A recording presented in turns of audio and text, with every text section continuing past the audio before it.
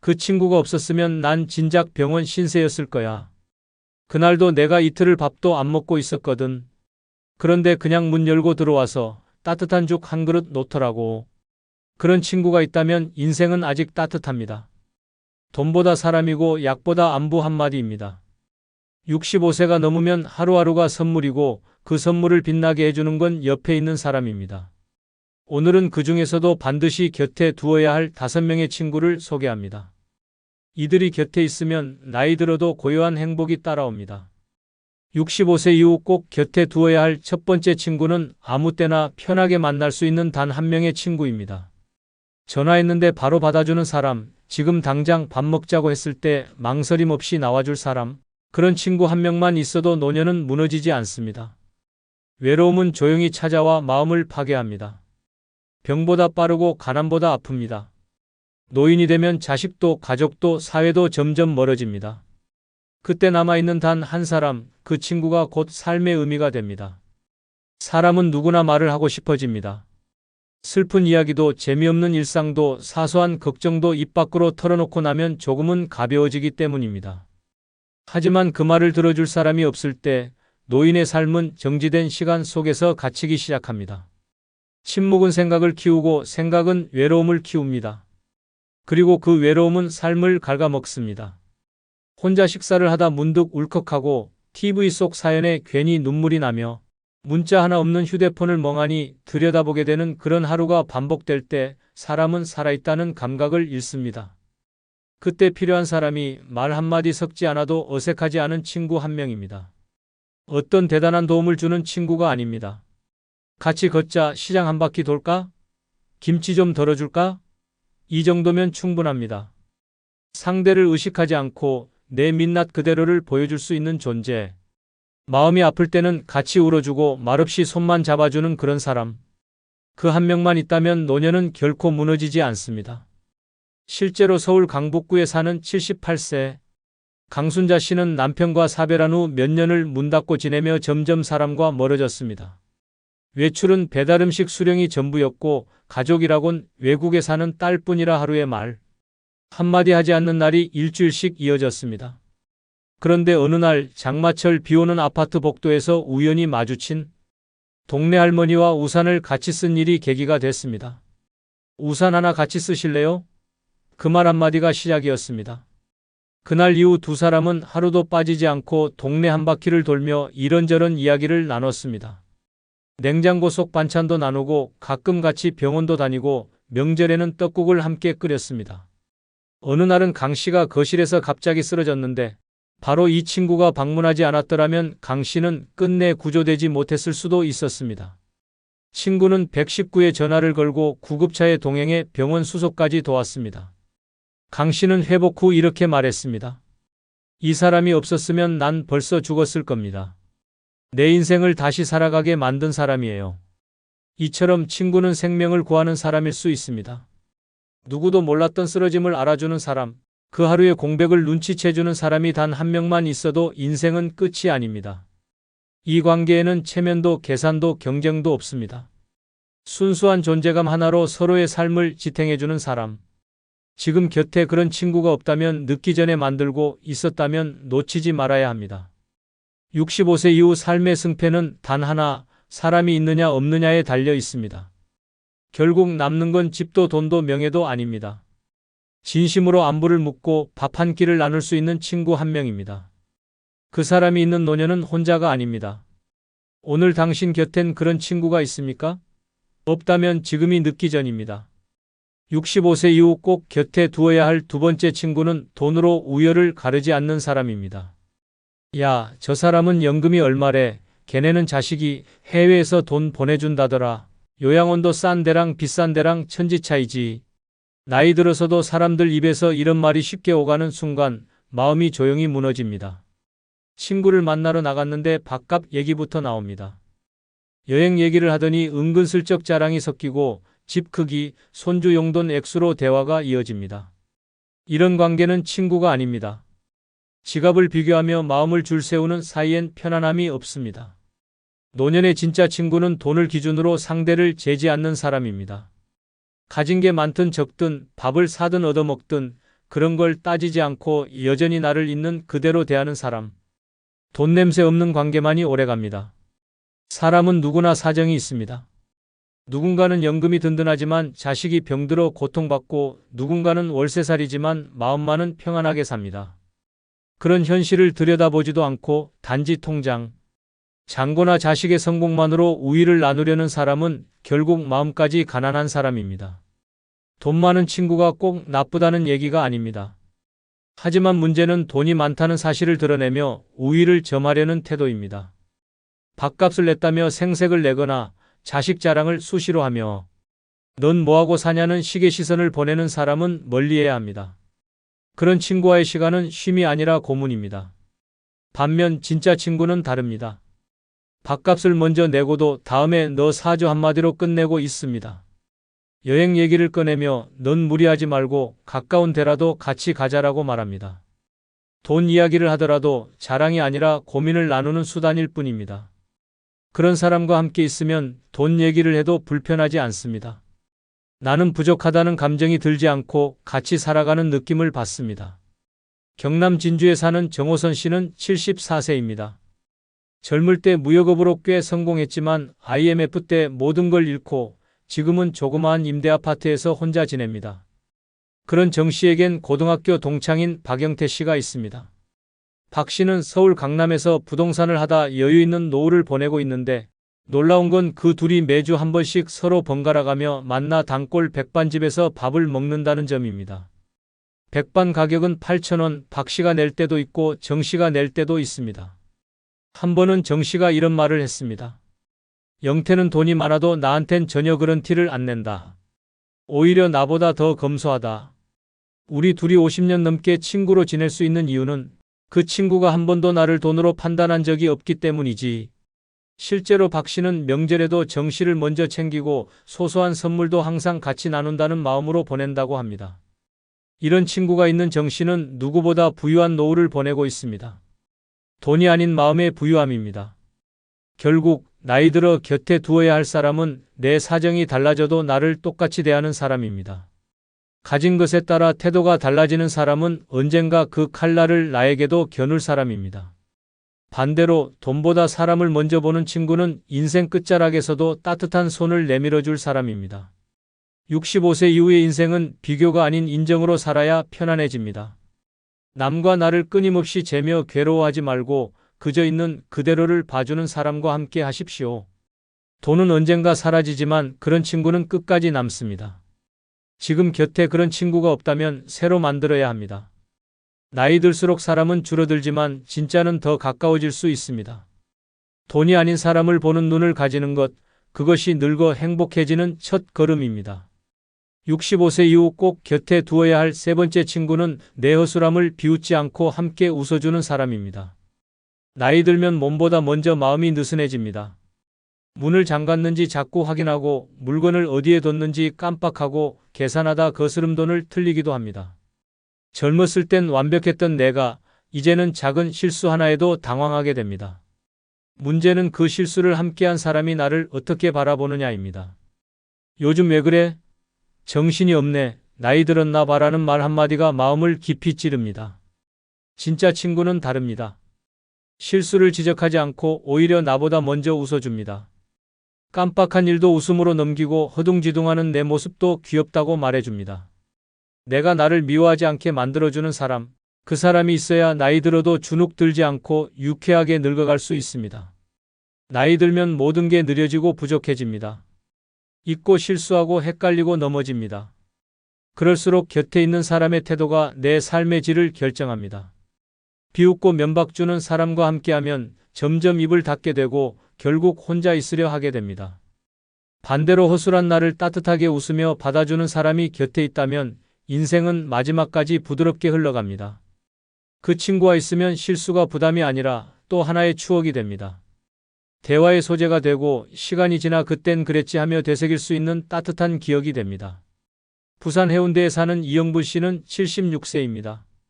그는 요즘 자기답게 늙어가는 연습을 하고 있다고 말합니다. 얼마 전 시장에 나갔다가 김치 2통을 계산 안 하고 들고 나와버린 일이 있었습니다. 주인도 본인도 몰랐던 그 상황은 10분쯤 지나서야 깨달았고 허겁지겁 돌아가 사과를 했습니다. 그 이야기를 그날 저녁 친구 정경애 씨에게 전화로 털어놓았습니다. 경애야, 나 진짜 도둑되는 줄 알았어. 정신이 나갔나 봐. 그런데 돌아온 대답은 이랬습니다. 하하, 넌 아직도 김치 먹고 싶은 게 그렇게 급했나 보네. 다음엔 나랑 같이 가자. 내가 체크해 줄게. 정 씨는 상황을 비웃지 않았습니다. 오히려 유쾌하게 넘기며 함께 웃어줬고 그 순간 이영분 씨는 눈물이 핑 돌았다고 했습니다. 그 친구가 있어서 다행이다. 내가 늙고 있다는 걸 무섭지 않게 만들어줘. 그 이후 두 사람은 서로 치매방 집안장이라는 농담 섞인 별명을 붙이고 번갈아 장보기를 함께하며 실수를 체크해주고 웃음을 나눕니다. 나이 들수록 이렇게 실수해도 괜찮은 공간이 있다는 것만으로 사람은 살아갈 힘을 얻습니다. 사람은 완벽하지 않습니다. 특히 나이 들수록 점점 더 허술해지고 때론 스스로도 놀랄 만큼 엉뚱한 행동을 할 때가 많아집니다. 그럴 때마다 창피함이 아니라 괜찮음으로 나를 감싸주는 사람, 바로 그런 친구가 있어야 마음이 늙지 않습니다. 나를 웃게 해주는 사람이 아니라 나와 함께 실수를 웃어넘겨주는 사람. 그런 친구가 인생의 마지막까지 나와 함께 할 수 있다면 그것만으로도 성공한 노후입니다. 65세 이후 삶에서 실수는 당연한 것이고 그 실수를 함께 추억으로 만들어주는 사람이 진짜 친구입니다. 이제는 잘못했다고 움츠러들지 마십시오. 기억이 깜빡해도 발음이 꼬여도 말이 반복돼도 괜찮습니다. 당신을 허술하게 보지 않고 그 모습까지 사랑해주는 사람이 있다면 인생은 더 이상 외롭지 않습니다. 그런 친구 한 명 지금 곁에 있으십니까? 없다면 당신이 먼저 그런 친구가 되어주세요. 허술한 순간에도 웃어주는 마음이 결국 당신에게도 웃음을 되돌려줄 것입니다. 늙어간다는 건 실수해도 괜찮아지는 연습입니다. 그리고 그 연습을 함께 해주는 친구, 그 한 사람이 있다면 우리는 마지막까지도 유쾌하게 늙어갈 수 있습니다. 65세 이후 꼭 곁에 두어야 할 네 번째 친구는 약속을 가볍게 여기지 않는 사람입니다. 나이 들수록 약속은 단순한 일정이 아닙니다. 기다림의 이유이자 하루를 견디는 힘입니다. 그런데 그 약속이 아무렇지 않게 깨지는 순간 마음은 무너집니다. 오늘은 좀 바빠서 다음에 보자. 아이고 깜빡했다는 말 한마디가 생각보다 깊은 상처를 남깁니다. 젊을 땐 그런 실수쯤은 웃으며 넘길 수 있었지만 나이 들면 그 한 번의 바쁨이 며칠씩 마음에 남습니다. 괜찮은 척해도 속은 허전하고 서럽습니다. 노인의 하루는 누군가와의 약속 하나로 빛납니다. 그 약속을 기다리며 옷을 고르고 머리를 빗고 평소보다 일찍 밥을 챙겨 먹습니다. 마음이 먼저 나가 있고 시간은 느리게 흐릅니다. 그러다 그 약속이 깨지면 비워둔 시간까지 공허해집니다. 고요한 집 안에서 입고 나갈 옷을 다시 벗으며 자책하게 됩니다. 내가 귀찮은 사람이 된 건가? 나와의 약속은 중요하지 않았던 건가? 스스로를 깎아내립니다. 그래서 늙어선 약속을 지키는 친구 한 명이 보석보다 귀합니다. 바쁘다는 이유로 쉽게 바꾸지 않고 잊지 않고 사소한 약속도 정성껏 지켜주는 사람. 그런 친구는 신뢰를 넘어 위안이 됩니다. 기다림이 헛되지 않다는 사실은 늙은 마음을 살아있게 만듭니다. 단 한 번이라도 널 위해 시간을 비워뒀어라는 진심을 보여준 사람은 절대 잊히지 않습니다.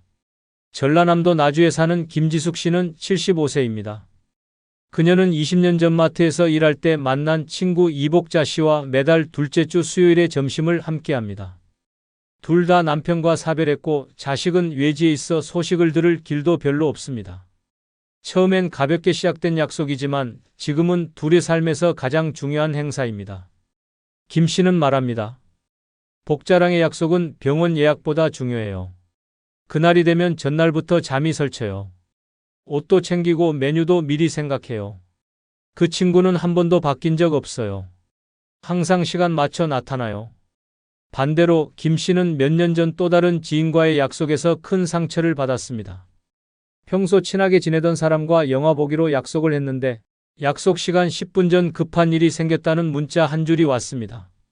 문제는 그게 한 번이 아니라는 점이었습니다. 세 번째쯤 약속이 깨졌을 땐 김 씨는 아예 전화를 하지 않았습니다. 그 사람은 바쁜 거고 나는 그냥 심심한 노인네였던 거죠. 그렇게 인연은 끝났습니다. 친구는 꼭 오래된 사람일 필요 없습니다. 내 시간을 소중하게 여겨주는 사람이 진짜 친구입니다. 늦게 생긴 인연이어도 작고 단순한 약속도 성실히 지켜주는 사람.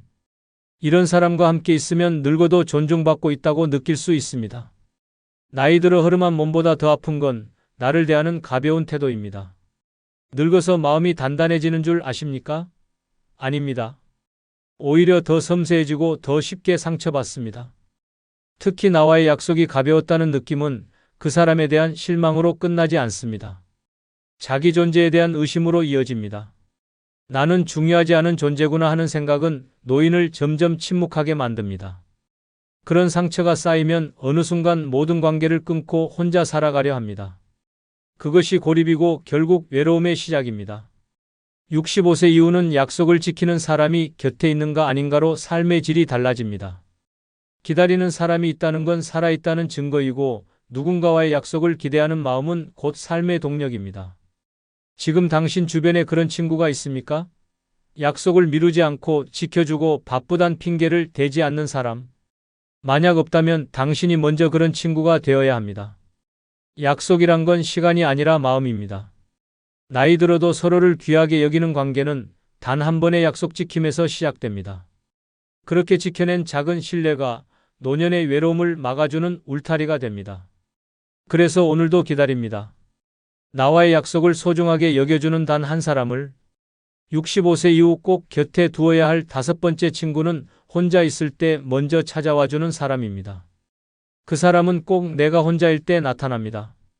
이상하게도 외로움이 깊을 때 조용히 문을 두드려 줍니다.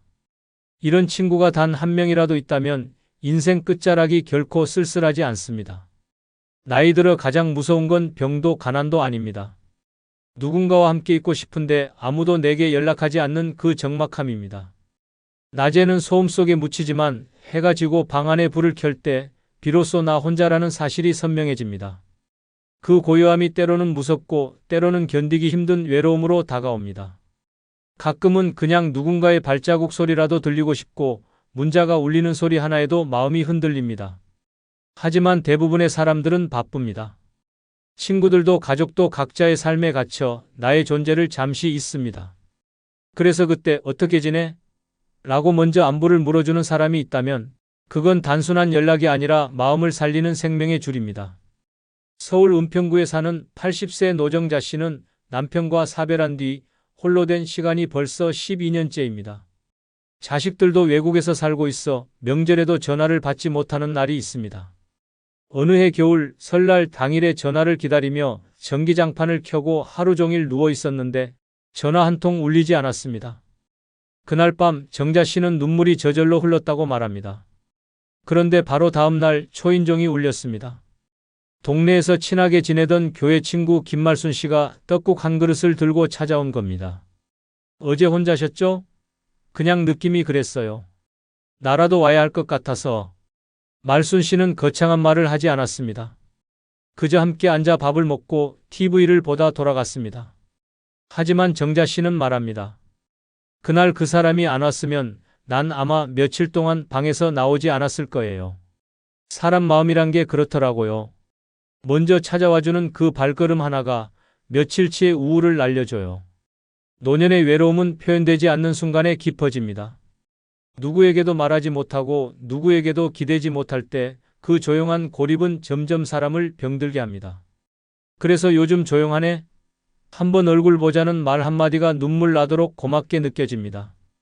함께 있을 때보다 혼자일 때 곁에 있어주는 사람이 진짜 내 사람입니다. 반면 젊었을 때는 잘 어울리던 친구도 시간이 지나면 연락이 끊깁니다. 명절에만 형식적으로 안부를 묻고 내가 먼저 연락하지 않으면 찾지 않는 사람들. 그런 관계는 남아있어도 소용없습니다. 오히려 혼자라는 느낌만 더 선명하게 해줄 뿐입니다. 보고 싶어서 왔어라는 이유로 문을 열고 들어오는 사람은 삶을 위로하는 존재입니다. 늙어서는 그런 친구 한 명이 곧 가족이고 희망이고 의미입니다. 65세 이후의 삶은 기다림의 연속입니다.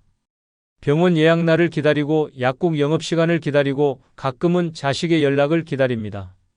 그런데 그 기다림 속에 예상치 못한 친구의 방문이 끼어들면 인생 전체가 따뜻해집니다. 그냥 와주는 사람, 아무 이유 없이 얼굴 한번 보러 와주는 사람. 그 사람이 있어야 내 삶도 계속 움직입니다. 이제는 내가 먼저 찾지 않아도 내가 조용할 때 기척을 내줄 사람이 필요합니다. 혼자 있는 시간은 피할 수 없습니다. 하지만 그 시간을 외롭지 않게 해주는 사람은 기억 속에 찾아오지 않고 현실 속에서 문을 두드리는 사람입니다. 당신에게 그런 사람이 있습니까? 없다면 당신이 먼저 그런 친구가 되어야 합니다. 외로움은 어쩌면 막을 수 없는 감정일지 모릅니다. 하지만 누군가가 가만히 곁에 있어주면 그 외로움은 견딜 만한 그늘이 됩니다. 노년은 결국 누가 나를 조용히 찾아와 주는가에 달려 있습니다. 그 사람 한 명이 있다면 삶은 더 이상 고립이 아니라 연결입니다. 그리고 그 연결이야말로 늙은 인생을 따뜻하게 만들어주는 유일한 온기입니다. 엄마는 왜 그렇게 다 퍼주고 살아? 그러다 손해만 보고 혼자 남으면 어떡해? 이런 말 자식 입으로 들을 줄 몰랐습니다. 한평생 가족 위해 희생했고 친구 부탁에 몇 번이고 손 내밀었는데 돌아온 건 피로감과 거리감뿐입니다. 나이 들어 깨닫습니다. 내가 안 아끼고 안 챙기면 누구도 나를 진짜로 챙겨주지 않는다는 걸. 그래서 지금부터는 다릅니다. 가족도 친구도 잠시 내려놓고 오직 나만을 위한 이기적인 삶을 살기로요. 그게 노년에 꼭 필요한 생존 방식입니다. 구독, 좋아요, 알림 설정 누르시면 시작하겠습니다. 가족, 친구 신경 쓰지 말고 이기적으로 살아야 하는 첫 번째 이유는 집 한 채 남겨줘도 욕먹는 게 부모의 현실이기 때문입니다. 어머니가 동생한테만 전세금 더 얹어줬어요. 아버지가 말도 없이 큰형한테 상속을 넘겨버렸어요. 그렇게 끝납니다. 평생을 악착같이 일해 남겨준 집 한 채가 어느 순간 가족 간 분쟁의 씨앗이 됩니다. 정작 집을 물려준 부모는 고맙다는 말 한마디도 못 듣고 남은 자식들 사이에서 뒷말의 대상이 됩니다. 자식은 결코 같은 눈으로 부모의 희생을 기억하지 않습니다. 누가 얼마를 더 받았는지, 누구에게 먼저 줬는지 그 차이에 더 예민해집니다. 결국 남는 건 집도 아니고 고마움도 아니고 서운함과 불만뿐입니다. 노년의 부모가 가장 큰 착각을 하는 순간은 바로 이겁니다. 내가 죽고 나면 이 집이라도 남겨줘야지. 그 집 한 채를 붙들고 본인은 추운 방에서 전기장판에 몸을 말고 삽니다. 자식이 힘들까봐, 형제끼리 싸울까봐 미리 증여하고 양도하고 급기야 자기 살 곳마저 포기한 채 월세로 나가 삽니다. 하지만 그런 희생을 알아주는 자식은 드뭅니다.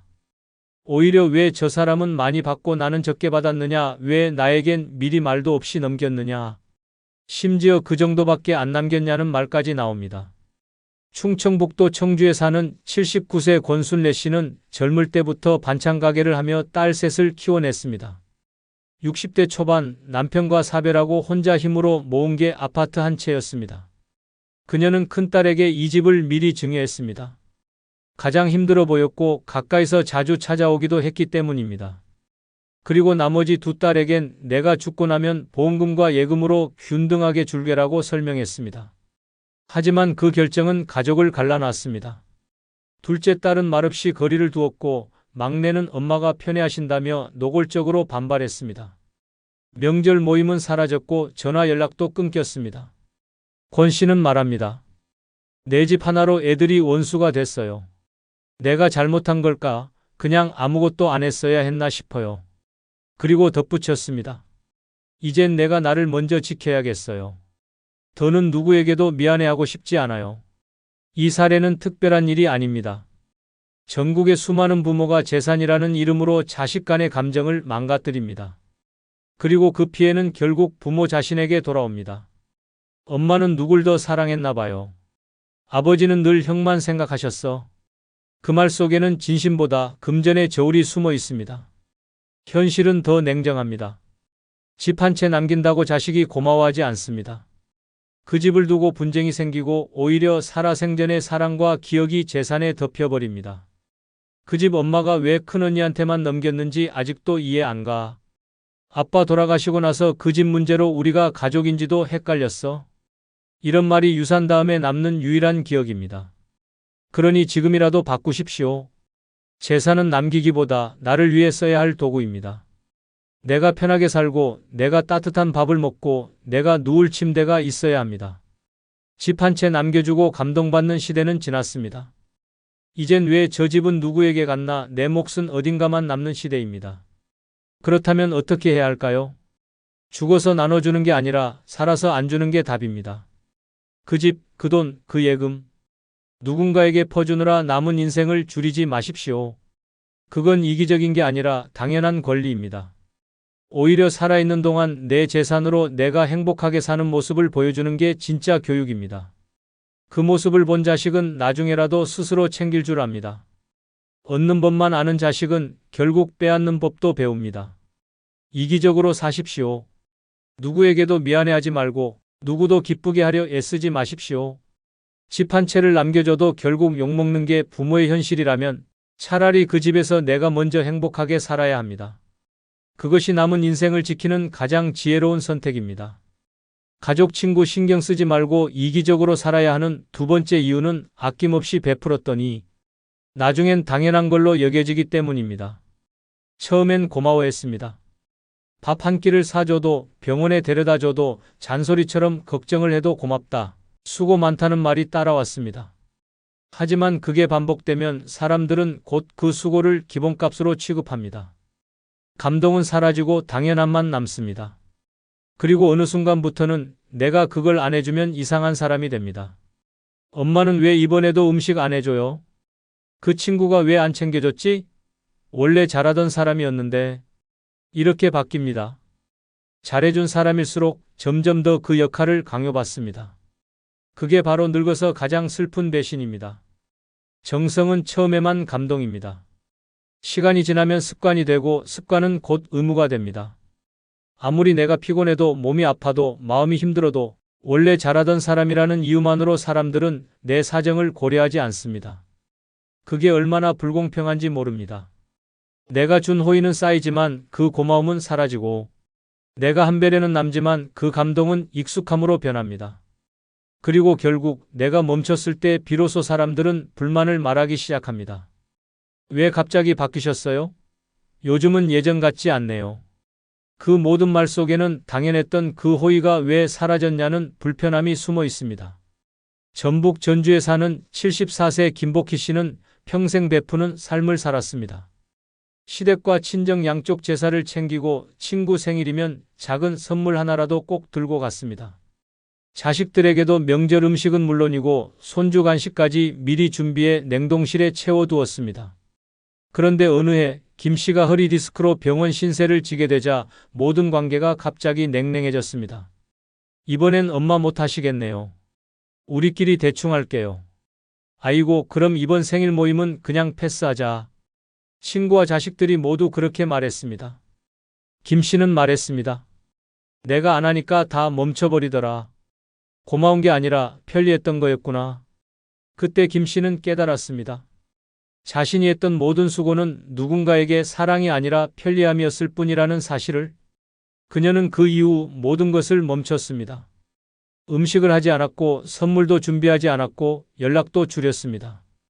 그 대신 자신을 위해 요가 수업을 시작했고 작은 텃밭을 가꾸며 하루를 살았습니다. 이기적으로 살기 시작한 뒤 그녀는 말했습니다. 이기적으로 살아보니까 사람이 보이더라. 나를 불편해하던 사람과 진심으로 걱정해주는 사람이 구분되더라. 우리는 종종 이렇게 착각합니다. 내가 잘해주면 다 좋아할 거야. 이렇게 도와주면 언젠가 갚겠지. 정성을 들이면 그 마음을 알아주겠지. 하지만 아닙니다. 정성은 익숙함을 낳고 익숙함은 기대를 낳고 기대는 결국 실망으로 되돌아옵니다. 늙어서 상처받는 이유는 단 하나. 내가 해준 만큼 사람도 나를 배려해 줄 거라는 기대 때문입니다. 이제는 그 기대를 버릴 때입니다. 내가 아파도 내가 힘들어도 누구 하나 돌아봐 주지 않는다면 더 이상 그 사람들을 위해 나를 소모하지 마십시오. 내 시간, 내 에너지, 내 돈과 내 정성은 오직 나를 위해 써야 할 때입니다. 이기적으로 산다는 건 남을 무시하는 게 아닙니다. 내가 먼저 존중받을 자격이 있다는 걸 인정하는 것입니다.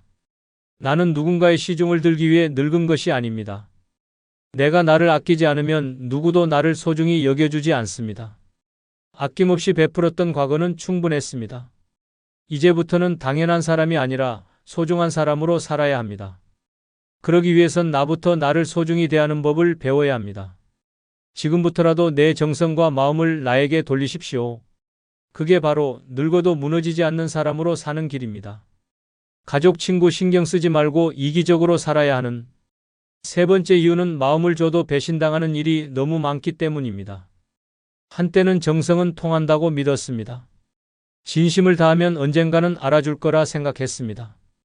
그래서 불편해도 참고 서운해도 웃으며 넘겼습니다. 명절엔 먼저 연락하고 친구 생일은 잊지 않고 챙기며 자식들에게도 늘 헌신했습니다. 그런데 결과는 어땠습니까? 마음을 준 만큼 돌려받기는커녕 오히려 더 깊은 상처가 돌아오는 일이 많았습니다. 준 마음은 잊히고 서운함만 남아 가슴을 후벼 팝니다. 배신은 반드시 큰 일에서만 일어나지 않습니다. 가장 아끼던 친구가 어느 순간 등을 돌릴 때 가족이 그 정도면 됐지라며 모른 척할 때, 힘든 일 겪고 있을 때, 아무도 찾아오지 않을 때 그 모든 순간이 조용한 배신입니다. 젊을 땐 그런 일에도 이해하자며 넘겼습니다. 그런데 나이 들고 나서 당하는 배신은 다릅니다. 이제는 회복할 체력도 위로받을 사람도 없기 때문입니다. 경북 구미에 사는 75세 하재임 씨는 평생 옆집 친구 이순덕 씨와 자매처럼 지냈습니다. 장을 보면 서로 나눠 먹고 명절에도 함께 떡을 빚고 남편 장례식조차 서로 곁에서 도왔습니다. 하 씨는 건강검진에서 이상이 나와 큰 병원에 입원하게 됐을 때 가장 먼저 순덕 씨에게 전화를 걸었습니다. 나 병원에 며칠 있어야 해. 입원 수속 좀 같이 가줄래? 순덕 씨는 흔쾌히 알겠다고 했습니다. 그런데 약속한 날 그녀는 오지 않았습니다. 전화를 하니 급한 일이 생겨서 못 간다며 변명만 했습니다. 결국 하 씨는 혼자 입원 수속을 밟고 간호사에게 부탁해 겨우 짐을 정리했습니다. 그 뒤로 순덕 씨는 며칠간 연락이 없었습니다. 미안하다는 말도 없이 그냥 지나간 그 일. 하 씨는 말합니다. 그 친구가 날 그렇게 쉽게 놓을 줄은 몰랐어요. 그날 이후로 사람 못 믿게 됐어요. 그뿐이 아닙니다. 자식에게 전 재산을 증여한 뒤 마음이 서서히 소외되었다는 어르신도 많습니다. 생전에 재산을 나눠준 어머니에게 며느리는 이제는 우리가 챙길 여유가 없다며 요양시설을 알아봤고 아들은 우리 애들 학원비도 빠듯하다고 말했습니다. 마음도 좋고 가진 것도 좋지만 돌아온 건 무관심과 거리감뿐이었습니다. 이제는 알아야 합니다. 아무리 순한 마음이라도 그것을 알아봐주는 사람이 없으면 결국 짓밟히는 게 현실입니다. 노년의 마음은 유리처럼 투명하고 그만큼 쉽게 깨집니다. 지금까지는 상대를 먼저 생각했지만 이제는 나를 먼저 지켜야 할 때입니다. 이제는 물어야 합니다. 내가 이 사람에게 이만큼 마음을 줘도 되는가? 이 행동이 나를 비워가는 길은 아닌가? 배신은 예상치 못한 타이밍에 옵니다. 그리고 그 배신이 마음을 다치게 하면 사람을 잃는 게 아니라 스스로를 잃게 됩니다. 그러니 이제부터는 마음도 선택적으로 나누어야 합니다. 정은 주되 기대는 하지 말아야 하고 도움은 주되 조건 없이 퍼주지는 말아야 합니다. 내가 무너지면 아무도 대신 일으켜주지 않습니다. 내가 마음의 균형을 잃으면 어떤 관계도 더 이상 의미를 갖지 않습니다. 세상에 믿을 사람 없다는 말이 아닙니다. 단지 이제라도 내가 나를 먼저 아껴야 한다는 뜻입니다. 남을 먼저 챙기다 다친 마음, 무너진 자존감, 헛헛한 감정. 그 모든 건 지금까지 너무 많이 줬기 때문입니다. 그래서 이젠 거꾸로 가야 합니다. 받기 전엔 주지 마세요. 지켜줄 사람인지 판단되기 전엔 다 퍼주지 마세요. 무엇보다도 내 마음을 나 자신보다 소중하게 여기는 사람은 없습니다. 그 사실을 안 순간부터 늙은 인생은 훨씬 단단해집니다. 이기적으로 사는 것, 그건 남을 무시하겠다는 게 아닙니다. 이제부터는 나를 배신하지 않겠다는 선언입니다. 가족, 친구 신경 쓰지 말고 이기적으로 살아야 하는 네 번째 이유는 가족이라도 내 돈이 끊기면 연락도 끊기기 때문입니다. 엄마, 요즘은 너무 바빠서요. 나중에 다시 연락드릴게요. 아버지, 이번 달엔 좀 어려워서요. 다음에 식사해요. 그 말 돈을 끄는 순간부터 시작됩니다. 그전까진 연락이 잦았습니다. 생일 전엔 미리 전화가 오고 명절 앞두곤 찾아와 안부를 물었습니다. 손주 선물부터 생활비, 병원비, 카드값 자식이 힘들 때마다 내 지갑이 열렸습니다. 하지만 어느 순간 더 이상 줄 돈이 없다고 말하자 연락도 함께 끊겼습니다. 자식이 아니라 냉정한 채권자와 채무자 사이처럼 느껴졌습니다. 사랑보다 돈이 먼저였나? 그 질문 앞에 무너지는 건 부모의 가슴입니다. 돈은 나이 들어도 관계를 이어주는 고리입니다. 슬프지만 현실입니다. 돈이 있을 땐 잘 챙기던 가족이 그 돈이 마르자 천천히 멀어집니다. 처음엔 그럴 수도 있다고 생각합니다. 바빠서겠지, 피곤해서겠지. 하지만 한 달, 두 달 연락이 없는 날들이 쌓이면 확신이 됩니다. 아, 이제 나는 필요 없는 존재가 됐구나. 사랑이 식어서가 아니라 돈이 끊겼기 때문입니다. 경기도 고양시에 사는 78세 정영자 씨는 한때 자식 셋 모두에게 매달 생활비를 보태주며 살았습니다. 작은 노점에서 번 돈이었지만 손주들 학원비라도 보태고 싶어 허리 굽히며 일했습니다. 그런데 몇 년 전 관절염으로 일을 못하게 되자 용돈을 줄 수 없게 됐습니다. 그때부터 자식들의 연락이 끊기기 시작했습니다. 둘째 아들은 문자를 읽고도 답이 없었고 막내딸은 요즘 너무 바빠요라는 말만 반복했습니다. 명절에도 찾아오지 않았습니다. 한 번은 먼저 전화해 봤습니다. 이번 주말엔 볼 수 있을까? 아, 엄마 애가 아파서 다음에 봐요. 그 다음 주도 그 다음 달도 아무도 오지 않았습니다. 정 씨는 그제야 깨달았습니다. 내가 돈 줄 땐 매일 전화하던 애들이 이제는 내 목소리조차 귀찮아하네. 지갑이 다치자 마음도 다쳤습니다. 정 씨는 이후 자식 연락을 기다리지 않기로 했고 남은 적금으로 자신을 위해 마사지 의자를 샀습니다. 그리고 처음으로 자신을 위해 밥상을 차렸습니다. 그래, 이젠 내가 나를 챙겨야지. 아무도 나를 찾아주지 않으면 나라도 나를 아껴야지. 이게 바로 수많은 부모들이 겪는 현실입니다. 돈이 관계를 지배합니다. 자식이 부모를 사랑하지 않는 게 아닙니다. 하지만 돈을 주는 부모가 더 편하고 더 쉽게 다가갈 수 있는 대상이 되기 때문입니다. 사랑에 돈이 섞이면 관계는 타락합니다. 문제는 그걸 부모 스스로가 만들었다는 사실입니다. 자식이 어려울 때 도와주는 건 당연합니다. 하지만 그게 반복되면 자식은 부모는 언제든 도와주는 존재로 인식합니다. 그리고 도와줄 수 없게 되는 순간 마음의 문도 함께 닫습니다. 그러니 늙어서 이기적으로 살아야 합니다. 더 이상 주지 말아야 합니다. 주고 싶으면 내 삶이 여유로울 때, 조건 없이 줄 수 있을 때, 그리고 줄 수 있다는 사실이 내 삶의 해가 되지 않을 때만 줘야 합니다. 가족은 소중합니다. 하지만 가족이라 해도 줄 수 있는 대상이 되어버리면 나의 존재는 돈과 함께 사라집니다. 이제는 줬던 만큼 멈출 줄도 알아야 하고 사랑받기 위해 돈을 꺼내는 삶은 끝내야 합니다. 자식에게 미움받을까 두려워 돈을 내미는 건 존엄을 스스로 포기하는 일입니다. 이기적인 부모가 되십시오. 이제 못 도와준다는 말 용기 있게 꺼내십시오. 그 말 한마디가 당신의 인생을 지켜주는 마지막 울타리가 됩니다. 돈이 아닌 존재로 사랑받는 삶. 그것이 진짜 인간적인 관계이고 그 길은 오직 나를 위해 사는 삶에서 시작됩니다. 가족, 친구 신경 쓰지 말고 이기적으로 살아야 하는 다섯 번째 이유는 오늘 내가 행복하지 않으면 아무 의미도 없기 때문입니다. 애들 뒷바라지 다 해놨고 집 한 채도 남겨놨고 친구들하고도 척은 안 졌는데 왜 이렇게 허전하지? 이 말 은근히 많은 노인들이 혼잣말처럼 중얼거립니다. 눈앞에 누가 있는 것도 아니고 해내야 할 일이 있는 것도 아닌데 어딘가 마음이 텅 빈 것 같고 자고 나면 괜히 서러워집니다. 이유는 하나입니다.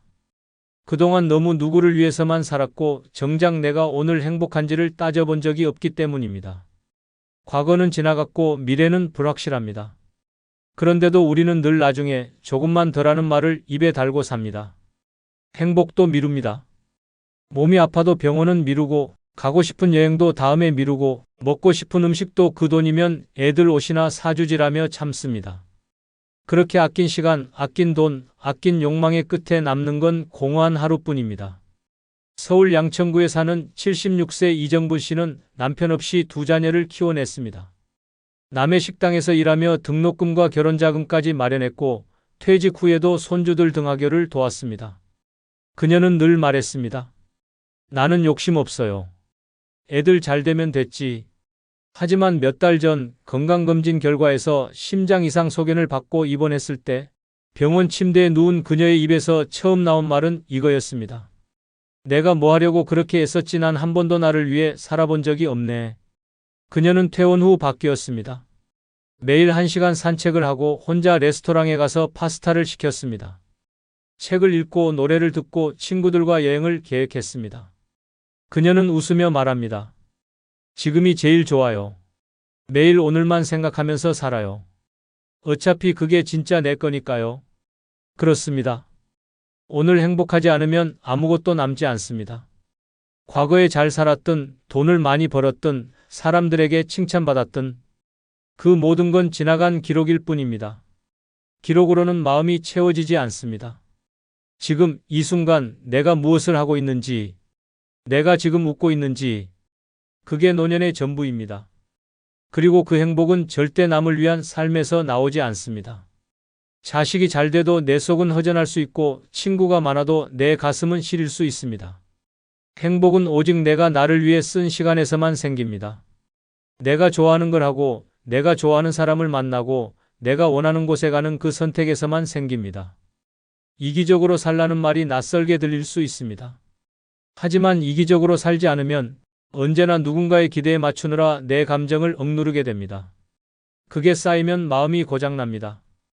그리고 그 마음의 틈은 아무도 알아주지 않습니다. 어르신은 늘 밝으셔서 그런 줄 몰랐어요.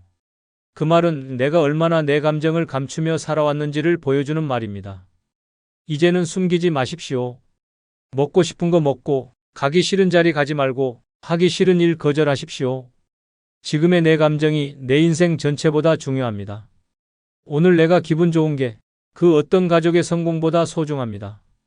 가족도 좋고 친구도 좋지만 그 누구도 당신 대신 오늘을 살아주지 않습니다. 그러니 오늘만큼은 이기적으로 사십시오. 밥 한 끼도 내가 먹고 싶은 걸로, 시간도 내가 원하는 대로, 돈도 내 기분을 위해 쓰십시오. 그렇게 사는 하루가 쌓여야만 늙어도 행복한 사람이 됩니다. 지금 웃을 수 없다면 내일도 의미 없습니다. 오늘 행복한 선택을 하십시오. 그것이 남은 인생을 가장 반짝이게 만드는 첫걸음입니다. 한번 냉정하게 생각해 보십시오. 지금 당신 곁에 있는 사람들 중 끝까지 함께할 사람이 과연 몇 명이나 될까요? 자식은 각자의 삶으로 바쁘고 친구는 전화 한 통 없이 멀어지며 배우자조차 어느 날 갑자기 먼저 떠날 수 있습니다. 결국 남는 건 관계가 아니라 혼자 남은 나이입니다. 젊을 때는 타인의 시선으로 살았지만 노년에는 오직 나 자신만이 나를 지켜줄 수 있습니다. 자식에게 의지하면 상처받고 이웃에게 기대면 더 외로워집니다. 노년을 지키는 건 인간관계가 아니라 스스로를 지키는 생활력과 판단력 그리고 매일의 태도입니다. 오늘 영상에서는 노년엔 누구보다 나를 먼저 믿어야 합니다. 나를 지켜주는 6가지라는 주제로 무너지지 않는 노년을 위한 단단한 생존 전략을 알려드리겠습니다. 구독과 좋아요, 알림 설정 눌러주시면 바로 시작하겠습니다. 노년에 꼭 필요한 5가지 중 첫 번째는 체면보다 따뜻한 밥 한 끼 나눌 수 있는 사람 한 명입니다. 돈, 명예, 명함 그것들이 모두 사라지고 난 뒤 사람은 비로소 누구와 밥을 먹을 수 있느냐를 생각하게 됩니다. 당당하게 식당 문을 열고 들어가 젓가락을 집어든 내 앞에 앉아줄 사람. 체면 따질 필요도 자존심 세울 필요도 없이 그냥 말없이 국물 한 숟갈을 나눌 수 있는 친구. 그 한 사람이 있느냐 없느냐에 따라 노년의 외로움은 지옥이 되기도 천국이 되기도 합니다. 서울 마포의 한 조용한 한정식집. 66세의 정규호 씨는 낡은 점퍼를 입고 식당 문 앞에서 한참을 망설였습니다. 한때 무역업으로 잘 나가던 그는 몇 년 전 갑작스러운 환율 폭락으로 사업이 무너졌고 뒤이어 건강도 악화되면서 은둔처럼 살아가고 있었습니다. 가족과도 대화가 줄었고 자식들은 잘 지내라는 말만 던진 채 연락을 끊었습니다. 그날따라 유난히 힘들던 오후 정 씨에게 한 통의 전화가 걸려왔습니다. 형, 밥이나 먹자. 내가 마포에 괜찮은데 알아놨어. 그 목소리는 대학 시절 자취방을 함께 썼던 친구 임선호 씨였습니다. 얼마 만에 외식인지도 기억나지 않을 만큼 정 씨는 오랜만에 사람을 만났습니다. 푸짐하게 차려진 반찬, 따끈한 찌개 냄새, 사람들의 웃음소리가 오랜만에 정 씨의 코끝을 스쳤습니다. 하지만 정 씨는 젓가락을 들지 못했습니다. 숟가락을 손에 쥔 채 그는 작게 입을 열었습니다. 미안하다, 선호야. 요즘 내가 밥값 낼 형편도 안 되고. 그 말을 듣자 임 씨는 천천히 숟가락을 내려놓더니 정 씨를 바라보며 말했습니다. 형, 우리가 밥값 따지던 사이였어? 그냥 먹자. 오늘은 내가 사고 다음엔 형이 커피 한 잔만 사. 정 씨는 아무 말 없이 고개를 숙였습니다. 젓가락이 찌개 속으로 천천히 들어갔고 국물을 떠올리며 조용히 입에 넣는 순간 그의 눈가엔 눈물이 맺혔습니다. 두 사람은 말없이 밥을 먹었습니다. 반찬을 나누고 조용히 물컵을 채워주며 그저 마주 앉아 밥을 먹는 일상이 얼마나 소중한지를 느끼는 순간이었습니다. 임 씨는 말하지 않았습니다. 하지만 그 침묵은 어떤 위로보다 깊었습니다. 그날 정 씨는 밥을 다 먹고 식당 밖 벤치에 앉아 조용히 말했다고 합니다. 밥값은 내가 못 냈지만 사랑값은 다시 내고 싶어졌어. 살아야겠다는 생각이 들더라. 임 씨는 그 말을 듣고 정 씨의 어깨를 가만히 두드렸습니다. 형, 예전에 나 등록금 없을 때 형이 내줬잖아. 그때 나 진짜 죽고 싶었는데 형 덕에 버텼어. 지금 형이 힘들다고 해서 내가 멀어질 거라 생각했다면 그게 더 서운한 일이지. 그 말에 정 씨는 한참을 말없이 앉아 있었습니다. 그리고 그날 밤 집에 돌아간 그는 아내에게 조용히 말했습니다. 오늘 사람한테 위로받았다. 나 아직 끝난 거 아니더라. 이처럼 밥 한 끼가 사람을 살릴 수 있습니다. 체면이 없어도 가진 게 없어도 돈이 없어도 그저 한 끼 식사를 함께 할 수 있는 친구 한 명이면 인생은 다시 살아갈 힘을 얻습니다. 그 사람이 있다는 건 내가 아직 사람답게 살아갈 수 있다는 증거입니다. 노년은 외로운 시기가 아닙니다. 단지 옆에 앉아줄 사람이 점점 줄어드는 시간일 뿐입니다. 그러니 지금 당신 곁에도 체면보다 밥 한 끼가 더 중요한 그런 사람 한 명은 있어야 합니다. 그 한 사람이 노년의 외로움을 모두 이겨내게 해줄 유일한 힘입니다. 노년에 꼭 필요한 두 번째는 매월 따박따박 들어오는 연금입니다. 사람은 떠납니다. 자식도 각자 살기 바쁘고 친구도 점점 멀어집니다. 세상이 조용해지고 말동무 하나 없이 하루를 보내는 날이 점점 많아질수록 당신을 지켜주는 건 단 하나, 통장에 찍히는 숫자입니다. 그 숫자는 말이 없지만 배신도 없습니다. 아무도 챙겨주지 않아도 아무리 우울한 날에도 매달 일정한 날에 잊지 않고 찾아옵니다. 그게 연금입니다. 노년의 비참함은 돈이 없다는 게 아닙니다. 필요한 돈이 생겼을 때 그걸 누군가에게 부탁해야만 쓸 수 있는 현실입니다. 아픈데 병원비가 없어 자식에게 전화를 해야 하고 손주 생일에 봉투 하나 준비하지 못해 발길을 돌려야 하는 순간 사람의 자존감은 서서히 부서집니다. 그러나 연금이 있다면 이야기는 완전히 달라집니다. 누구에게도 고개 숙이지 않아도 됩니다. 내 삶을 내 손으로 설계해 나갈 수 있습니다. 노년에 꼭 필요한 것은 많은 재산이 아니라 내가 당당하게 쓸 수 있는 고정 수입입니다. 경기도 수원의 김선자 씨는 65세에 정년퇴직한 중학교 국어 교사였습니다. 40년 가까운 세월 동안 아이들을 가르쳤고 퇴직 후에는 혼자 살고 있습니다. 남편과는 일찍 사별했고 자식들은 미국에 정착해 몇 년째 얼굴을 못 봤습니다. 한때는 우울감에 시달렸습니다. 하루 종일 말 한마디 안 하고 지내는 날도 많았고 명절이면 빈 식탁을 멍하니 바라보다 눈물이 날 때도 있었습니다. 하지만 김 씨는 매달 25일만 되면 마음이 달라졌습니다. 공무원 연금 300만 원 입금되었습니다. 문자 한 통이 울리는 순간 눈빛이 바뀝니다. 그래, 나는 혼자지만 거지처럼 살진 않아. 내 돈으로 밥 사 먹을 수 있어. 그날도 김 씨는 집 근처 설렁탕 집에 들렀습니다. 혼자 식당에 들어가는 게 어색할 때도 있었지만 요즘은 전혀 개의치 않습니다. 국물 더 주실 수 있을까요? 밝은 목소리로 말하며 계산도 당당하게 카드로 꺼냅니다. 이 돈 내가 번 거예요. 내가 40년 아이들 가르쳐서 받은 보상이죠. 식당을 나서며 김 씨는 조용히 웃었습니다. 요즘 김 씨는 동네 문화센터에서 글쓰기 수업을 듣고 가끔은 혼자 여행도 떠납니다. 연금이 있으니 버스값, 식비, 간식비까지도 마음 편히 쓸 수 있습니다.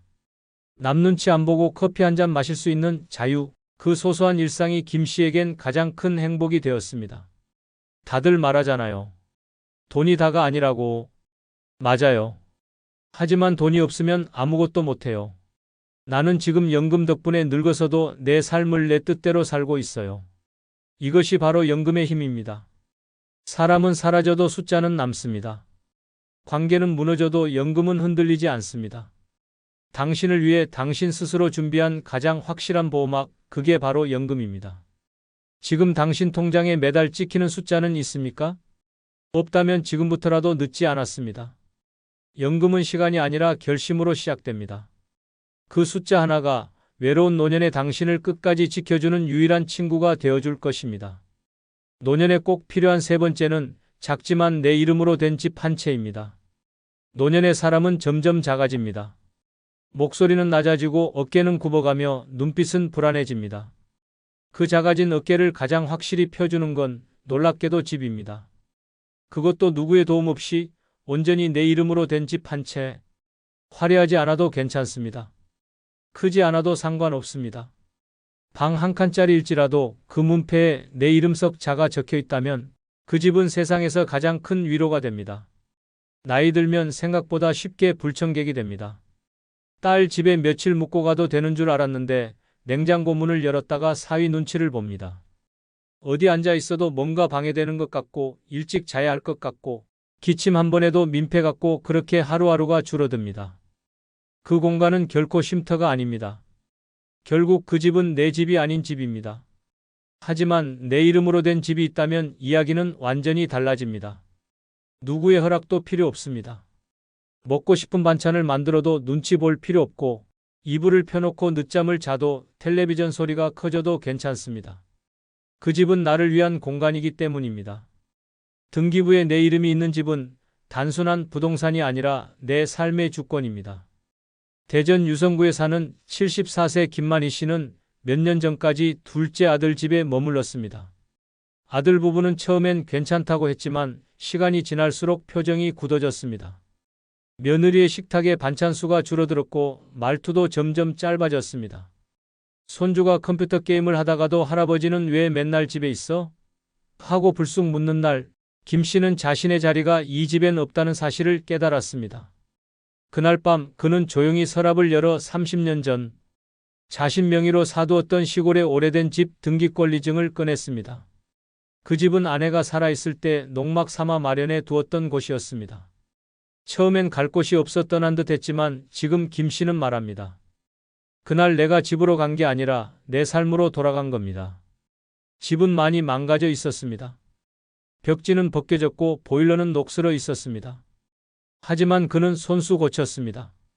유튜브를 보며 장판을 깔고 벽에 페인트 칠을 했습니다.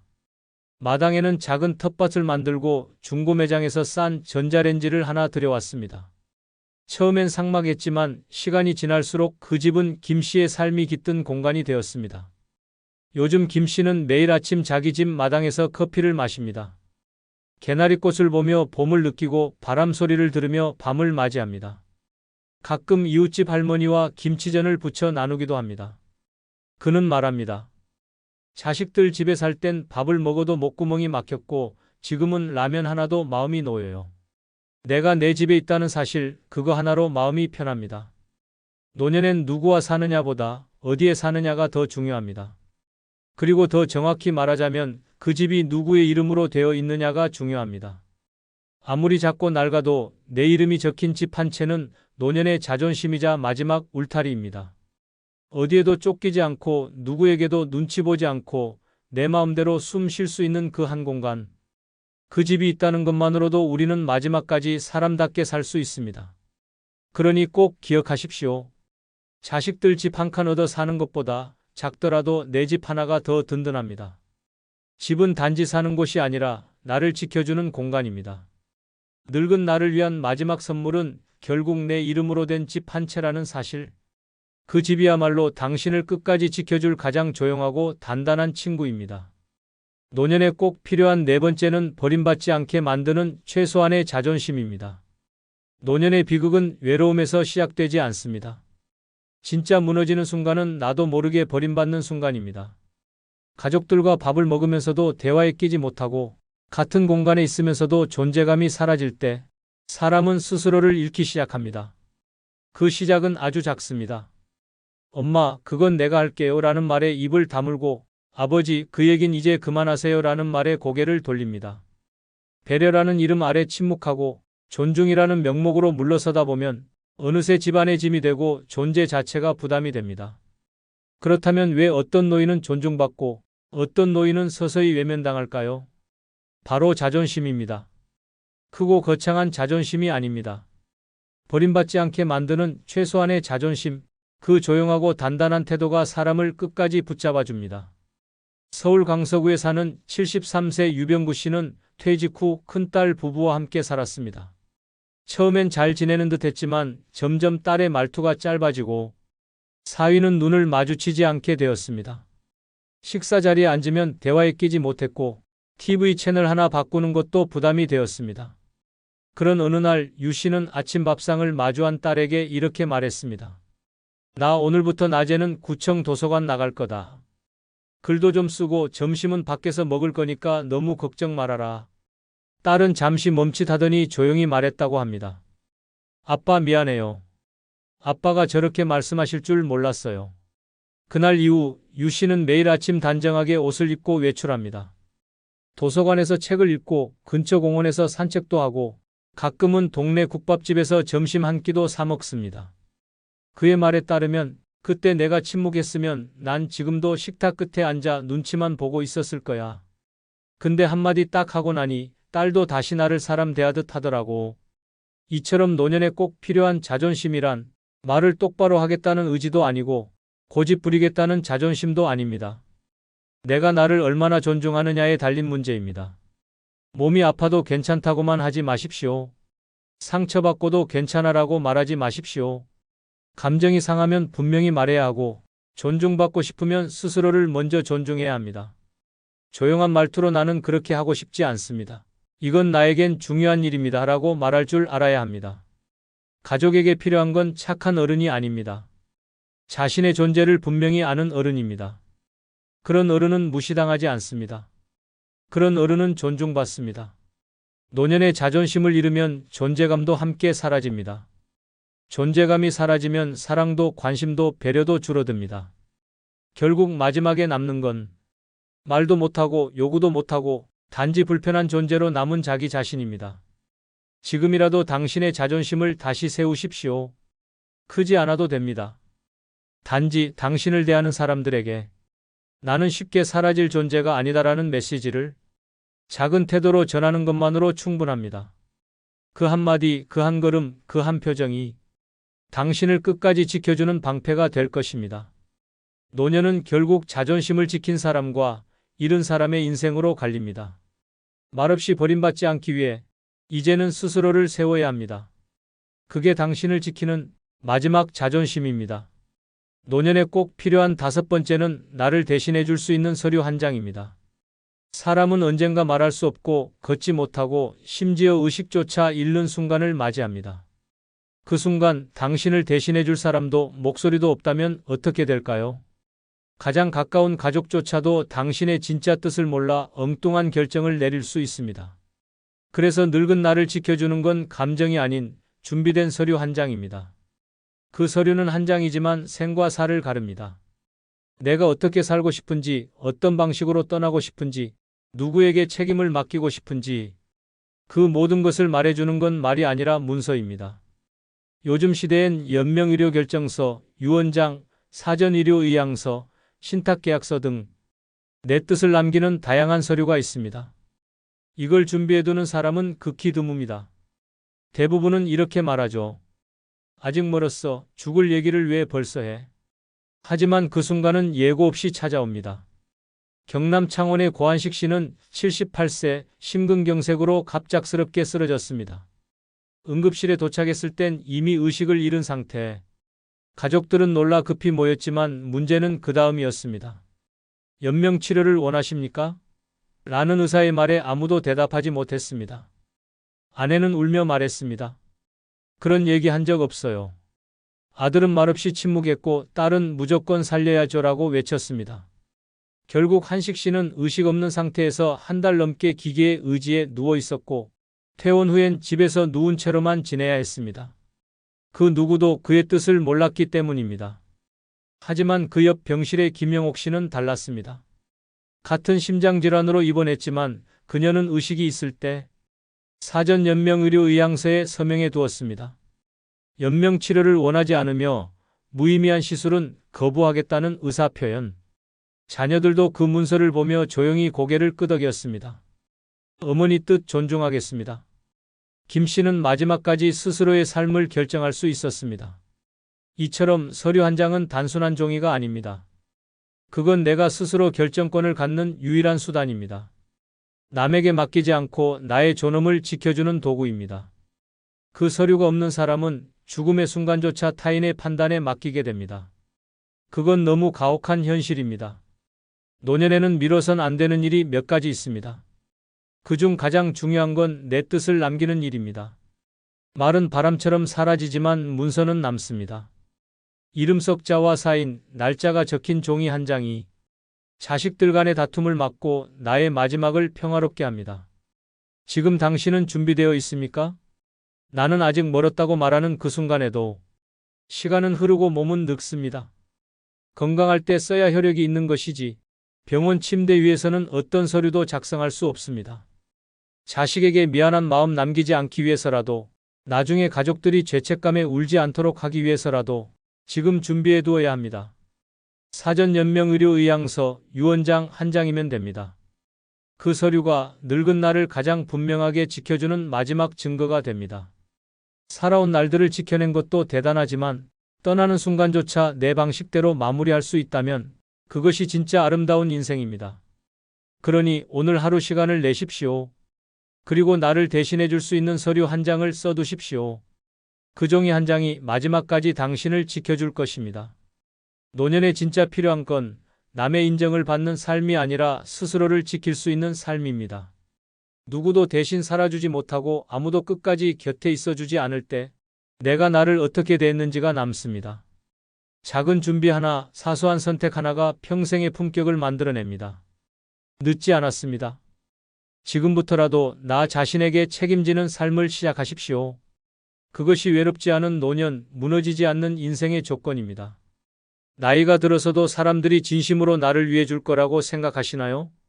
자식들은 결혼하면서 점점 멀어지고 평생 믿었던 친구들도 이제는 자기 일에만 바빠서 연락조차 뜸해졌습니다. 그럼 우리 같은 노인들은 대체 누구한테 마음을 기대고 살아야 할까요? 세상 사람들 모두 제각각 살기 바쁘다 보니 진짜 어려울 때 도와줄 사람은 거의 없다고 봐야 합니다. 하지만 절망하실 필요는 전혀 없습니다. 사람의 마음은 쉽게 변해도 절대로 변하지 않는 5가지 든든한 보물이 있기 때문입니다. 이것들만 제대로 준비해 두시면 누구에게 손 벌리지 않고도 당당하고 풍요로운 노후를 보내실 수 있습니다. 지금부터 그 소중한 비밀을 차근차근 알려드리겠습니다. 구독, 좋아요, 알림 설정 눌러주시면 시작하겠습니다. 아울러 주변 소중한 분들에게 많은 공유도 꼭 부탁드립니다. 노후에 믿을 것 중 첫 번째는 바로 자동이체로 들어오는 연금입니다. 사람은 언제든지 마음이 바뀔 수 있고 상황에 따라 약속을 어길 수도 있지만 연금만큼은 절대 그런 일이 없습니다. 매달 정해진 날짜에 어김없이 통장으로 들어오는 그 돈이야말로 가장 믿을 만한 친구라고 할 수 있습니다. 국민연금이든 공무원 연금이든 사학연금이든 상관없이 젊었을 때 꾸준히 납부한 분들은 지금 그 혜택을 톡톡히 보고 계실 겁니다. 아무리 경제가 어려워져도 아무리 물가가 올라도 연금만큼은 절대 끊어지지 않습니다. 정부에서 보장하는 제도이기 때문에 개인이 파산하거나 회사가 망해도 전혀 영향을 받지 않습니다.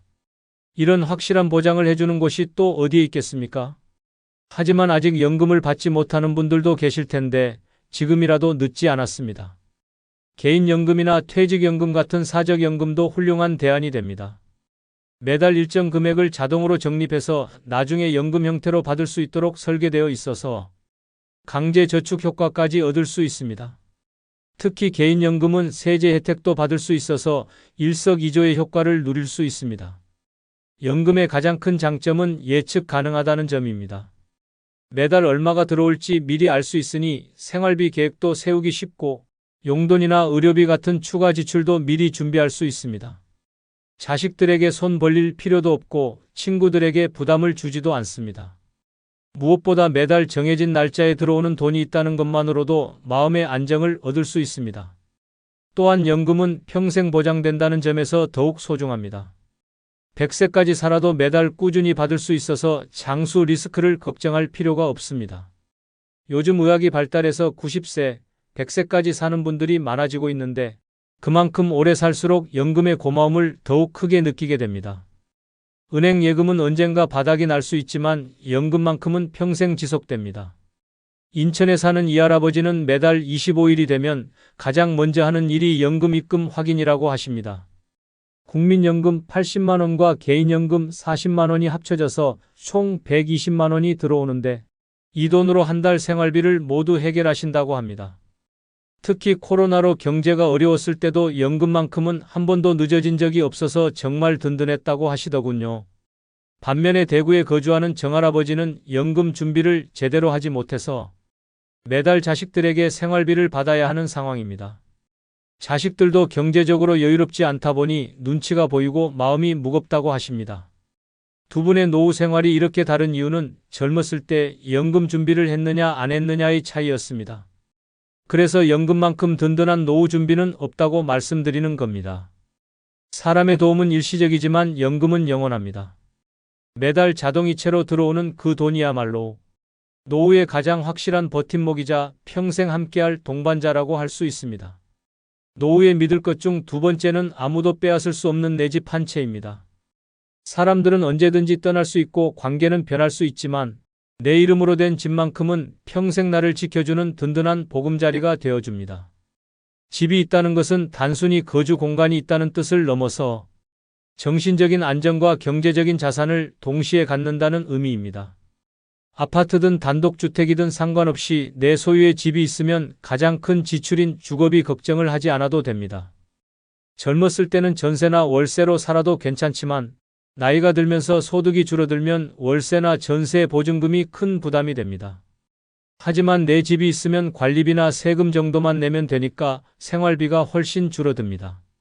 이런 경제적 여유는 노후 생활의 질을 크게 좌우합니다. 특히 요즘 같은 시대에는 월세가 계속 오르고 있어서 집이 없는 분들의 부담이 점점 커지고 있습니다. 더 중요한 것은 집이 주는 심리적 안정감입니다.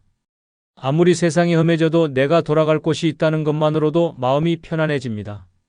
자식들과 갈등이 생겨도 친구들과 사이가 틀어져도 내 집에서는 누구 눈치 보지 않고 편하게 지낼 수 있습니다. 특히 혼자 사는 노인분들에게는 집이 유일한 안식처가 되어줍니다. 밤늦게 돌아와도 내 집 현관문을 열고 들어서는 순간 모든 피로가 풀리는 것을 느끼실 겁니다. 집은 또한 훌륭한 자산이기도 합니다. 급하게 돈이 필요할 때는 집을 담보로 대출을 받을 수도 있고 정말 어려운 상황이 되면 집을 팔아서 목돈을 마련할 수도 있습니다. 요즘에는 주택연금이라는 제도도 있어서 집을 소유한 채로 매달 연금을 받을 수도 있습니다. 이처럼 집은 위급할 때 활용할 수 있는 최후의 보루 역할을 해줍니다. 또한 집값이 오르면 자산 가치도 함께 상승하니까 일석이조의 효과를 얻을 수 있습니다.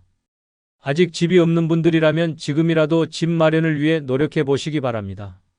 큰 아파트가 아니어도 괜찮습니다. 작은 원룸이라도 좋고 지방의 작은 주택이라도 상관없습니다. 중요한 것은 내 이름으로 된 집 한 채를 갖는 것입니다. 전세 자금 대출을 받아서라도 집을 사는 것이 장기적으로 훨씬 유리합니다. 매달 월세를 내는 것보다는 대출 이자를 내면서 집을 사는 것이 더 현명한 선택입니다. 집값이 오르내리는 것에 대해 걱정하시는 분들도 계시지만 노후 대비 차원에서는 집값 상승이나 하락보다는 안정적인 거주 공간 확보가 더 중요합니다. 집값이 떨어져도 살 곳이 있다는 것 자체가 큰 가치입니다.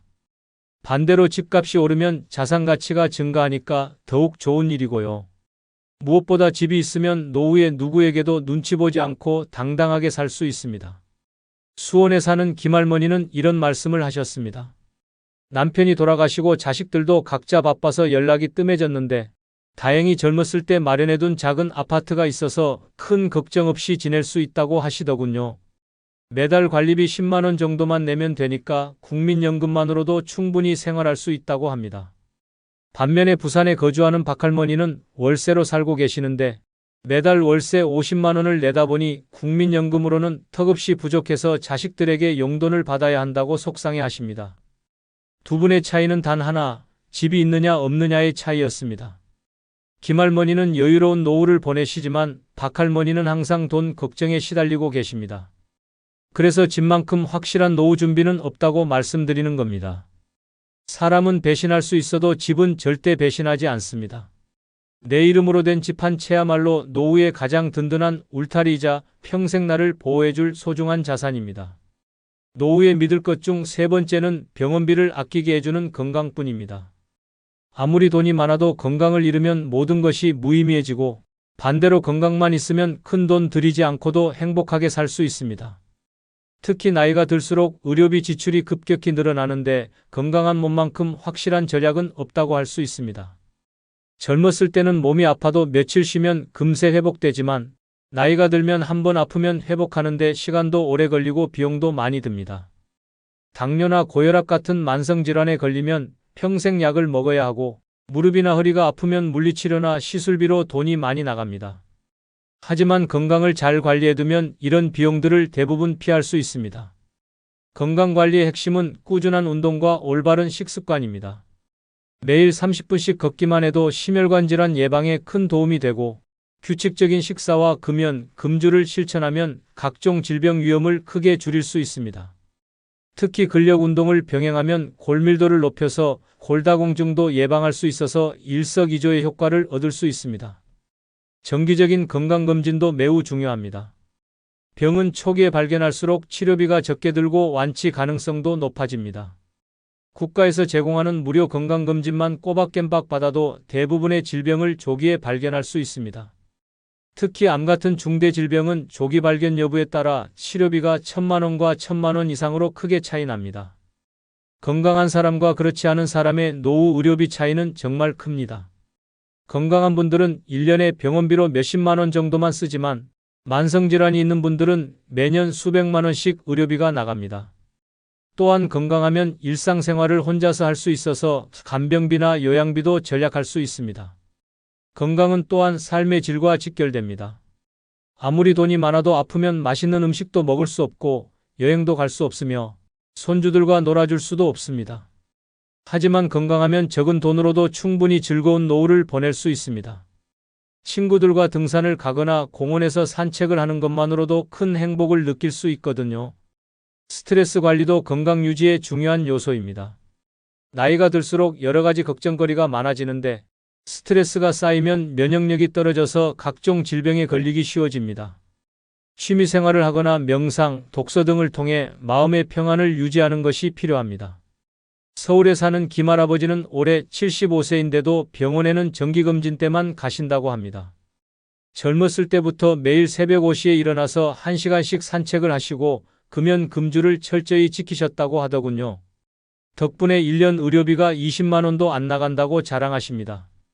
반면에 광주에 거주하는 박할아버지는 당뇨와 고혈압을 앓고 계시는데 매달 병원비와 약값으로 30만 원씩 나간다고 하십니다. 최근에는 무릎까지 아파서 주사 맞는 비용까지 추가로 들어간다고 걱정하시더군요. 두 분의 차이는 젊었을 때부터 건강관리를 했느냐 안 했느냐의 차이였습니다. 김할아버지는 여유로운 노후를 보내시지만 박할아버지는 의료비 때문에 늘 부담스러워 하십니다. 그래서 건강만큼 확실한 노후 대비는 없다고 말씀드리는 겁니다. 돈은 잃어도 다시 벌 수 있지만 건강은 한번 잃으면 되찾기 어렵습니다. 지금부터라도 꾸준히 건강관리를 하셔서 병원비 걱정 없는 행복한 노후를 맞이하시기 바랍니다. 노후에 믿을 것 중 네 번째는 아무도 모르게 쌓아둔 비상금입니다. 사람들은 내가 돈이 있다는 것을 알면 언제든지 빌려달라고 할 수 있고 가족들도 미리 상속을 기대할 수 있습니다. 하지만 나만 알고 있는 비상금이 있으면 정말 급할 때 누구에게도 눈치 보지 않고 사용할 수 있어서 마음의 여유를 가질 수 있습니다. 비상금의 가장 큰 장점은 예상치 못한 상황에 대비할 수 있다는 점입니다. 갑자기 큰 병에 걸려서 수술비가 필요하거나 집에 문제가 생겨서 수리비가 들어갈 때 비상금이 있으면 당황하지 않고 해결할 수 있습니다. 또한 자식들이 어려운 일을 당했을 때도 조용히 도움을 줄 수 있어서 부모로서의 역할을 계속할 수 있습니다. 비상금을 마련하는 방법은 생각보다 어렵지 않습니다. 매달 용돈에서 조금씩 아껴서 모으거나 명절이나 생일에 받은 용돈을 따로 저축해두면 됩니다. 중요한 것은 꾸준히 모으는 것이고 아무에게도 알리지 않는 것입니다. 심지어 배우자에게도 말하지 않는 것이 좋습니다. 왜냐하면 두 사람이 알면 비밀이 아니기 때문입니다. 비상금을 보관하는 방법도 신중하게 선택해야 합니다. 집에 현금으로 보관하면 도난이나 화재 위험이 있고 은행에 예금하면 가족들이 알 수 있습니다. 가장 좋은 방법은 본인 명의의 별도 통장을 만들어서 관리하는 것입니다. 통장이나 카드는 안전한 곳에 보관하고 비밀번호도 다른 사람이 추측할 수 없는 것으로 설정해야 합니다. 비상금의 적정 규모는 개인의 상황에 따라 다르지만 최소한 6개월에서 1년치 생활비 정도는 되어야 합니다. 월 생활비가 100만 원이라면 600만 원에서 1200만 원 정도를 목표로 잡으면 됩니다. 물론 더 많이 모을 수 있다면 그만큼 좋겠지만 무리해서 모으다가 현재 생활이 어려워지면 안 됩니다. 비상금이 있으면 심리적 안정감도 크게 높아집니다. 뭔가 문제가 생겨도 해결할 방법이 있다는 것을 알고 있으니까 마음이 편안해집니다. 또한 다른 사람에게 의존하지 않고 독립적으로 살 수 있다는 자신감도 생깁니다. 특히 노후에는 자존심이 중요한데 비상금이 있으면 누구에게도 굽히지 않고 당당하게 살 수 있습니다. 비상금을 사용할 때는 신중해야 합니다. 정말 급하고 중요한 일에만 사용해야 하고 한 번 쓴 후에는 다시 채워 넣는 것이 중요합니다. 비상금을 일상적인 용돈처럼 사용하면 정작 필요할 때 없을 수 있기 때문입니다. 또한 비상금의 존재를 다른 사람에게 알리는 순간 더 이상 비상금 역할을 할 수 없다는 점도 기억해야 합니다. 창원에 사는 최할머니는 30년 동안 매달 5만 원씩 비상금을 모으셨다고 합니다. 처음에는 작은 금액이었지만 시간이 지나면서 1,800만 원이라는 큰 돈이 되었습니다. 몇 년 전 갑자기 백내장 수술을 받아야 했을 때도 이 비상금 덕분에 자식들에게 부담을 주지 않고 해결할 수 있었다고 하시더군요. 또한 손주 결혼식 축의금도 이 돈으로 넉넉하게 준비했다고 자랑하십니다. 반면에 제주도에 거주하는 강할아버지는 모든 돈을 가족들과 공유해서 쓰시는데 최근 치과 치료비가 필요해졌을 때 자식들에게 돈을 달라고 부탁하기가 너무 미안하고 눈치가 보인다고 하십니다. 두 분의 차이는 남몰래 비상금을 준비했느냐 안 했느냐의 차이였습니다. 그래서 비상금만큼 든든한 노후 대비는 없다고 말씀드리는 겁니다. 사람들은 변할 수 있어도 내가 모은 돈만큼은 절대 나를 배신하지 않습니다. 아무도 모르게 차곡차곡 쌓아둔 비상금이야말로 노후의 가장 든든한 보험이자 마지막 보루라고 할 수 있습니다. 노후에 믿을 것 중 5번째는 스스로 조용히 정리한 인간관계입니다. 나이가 들수록 사람을 가려서 만나야 하고 진짜 소중한 사람들만 곁에 두는 것이 현명합니다. 젊었을 때는 많은 사람들과 어울리는 것이 좋다고 생각했지만 노후에는 질보다 양이 훨씬 중요합니다. 몇 명 안 되더라도 진심으로 나를 아끼는 사람들과 함께하는 것이 행복한 노후의 비결입니다. 인간관계를 정리한다는 것은 나에게 도움이 되지 않거나 스트레스를 주는 사람들과는 거리를 두는 것을 의미합니다. 돈만 빌려가고 갚지 않는 사람, 만날 때마다 불평 불만만 늘어놓는 사람, 나쁜 소문을 퍼뜨리는 사람들과는 과감히 인연을 끊어야 합니다. 이런 사람들과 계속 어울리면 내 마음만 상하고 에너지만 소모됩니다. 반대로 진짜 소중한 사람들은 더욱 챙겨야 합니다.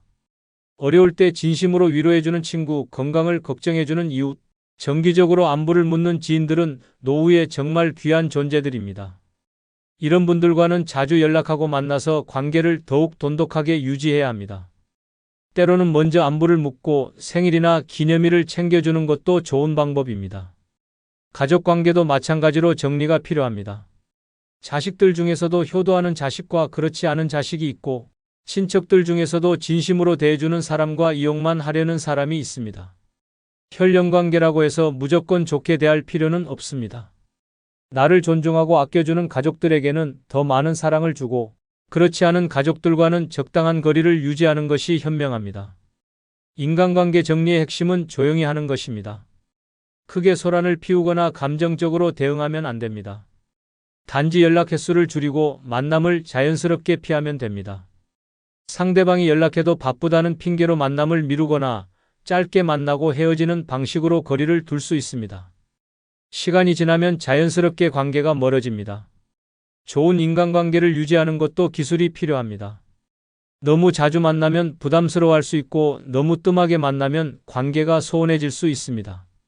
적당한 빈도로 만나고 만날 때는 즐겁게 시간을 보내는 것이 중요합니다. 또한 서로에게 부담을 주지 않는 선에서 도움을 주고받는 것도 필요합니다. 특히 노후에는 새로운 인간관계를 만드는 것보다 기존 관계를 잘 관리하는 것이 더 중요합니다.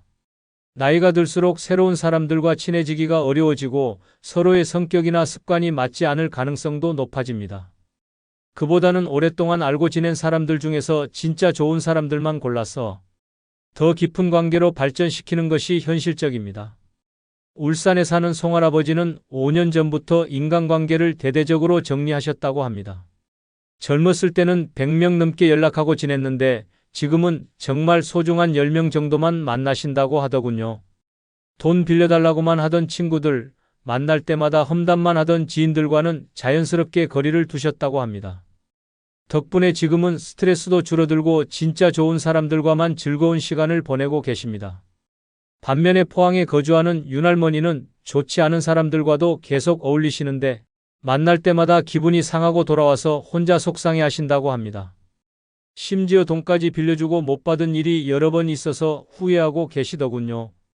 두 분의 차이는 인간관계를 정리했느냐 안 했느냐의 차이였습니다. 그래서 인간관계 정리만큼 중요한 노후 준비는 없다고 말씀드리는 겁니다. 좋은 사람들과 함께하면 마음도 편안하고 삶의 질도 높아집니다. 스스로 조용히 정리한 깔끔한 인간관계야말로 노후의 가장 소중한 자산이라고 할 수 있습니다. 마지막으로 이 5가지를 모두 준비한 분의 이야기를 들려드리겠습니다. 전주에 사는 77세 박할머니는 정말 행복한 노후를 보내고 계십니다. 매달 25일이면 국민연금 90만 원과 개인연금 50만 원이 어김없이 들어오고 30년 전에 마련한 작은 아파트 덕분에 주거비 걱정도 없습니다.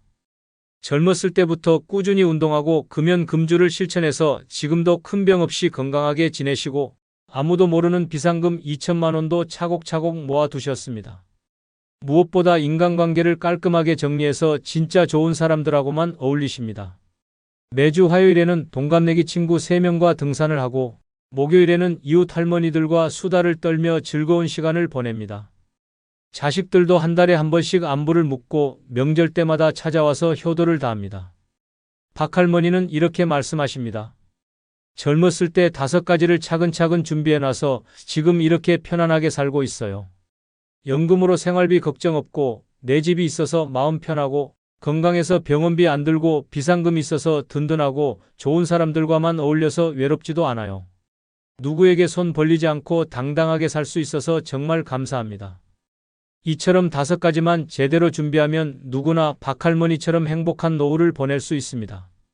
사람에게 의존하지 말고 이 5가지를 믿고 준비하시기 바랍니다. 여러분의 노후가 박할머니처럼 당당하고 행복하기를 진심으로 응원합니다. 그리고 여러분 마지막으로 한 가지 부탁드립니다. 영상 아래에 나오는 아무 제품을 한 번씩 클릭해 주시기 바랍니다. 그럼 그 이후 24시간 안에 여러분이 쿠팡에서 물건을 구매하시면 저의 채널에 약간의 수수료가 발생합니다. 이렇게 간접 후원해 주시면 감사하겠습니다. 여러분, 지금 당장 거울을 보세요. 거울 속 얼굴에 진짜 행복이 보이시나요? 아니면 평생 남을 위해 살아온 피로가 가득한가요? 70세의 어떤 분들은 혼자 살면서도 누구보다 행복하고 자유로운 분들이 있어요. 반면에 자식도 있고 돈도 많은데 매일 불안해하고 외로운 분들도 있죠. 누가 더 행복할까요? 그 차이가 뭔지 아세요? 오늘 제가 알려드릴 이 5가지만 준비하면 자식 눈치 안 보고 돈 걱정 안 하고 누구한테도 의존하지 않는 완전히 자유로운 삶을 살 수 있어요. 하지만 99%의 사람들이 이 진실을 모르고 있어요. 특히 3번째는 정말 충격적이에요. 대부분의 부모님들이 평생 반대로 살아왔거든요. 마지막 5번째는 이것 없이는 앞에 4가지가 모두 무너질 수 있는 가장 중요한 비밀이에요. 이 영상이 도움이 되셨다면 구독 버튼과 좋아요 버튼 꾹 눌러주시고 같은 고민을 하는 주변 분들께 공유도 해주세요. 그럼 첫 번째부터 시작해 볼까요? 첫 번째는 생활비 최소 10년치 현금을 확보하는 것입니다. 10년치 현금이라니 그게 말이 되나요? 하고 생각하실 수 있지만 이것이야말로 진짜 자유로운 노후를 보장하는 비결이에요. 먼저 현실적으로 계산해 보겠습니다. 혼자 살면서 한 달에 드는 최소 생활비가 얼마나 될까요? 집세, 식비, 병원비, 통신비, 교통비를 모두 합치면 보통 120만 원에서 150만 원 정도 필요해요. 여유롭게 150만 원으로 계산해 보죠. 150만 원 곱하기 12개월 하면 1년에 1,800만 원이 필요합니다.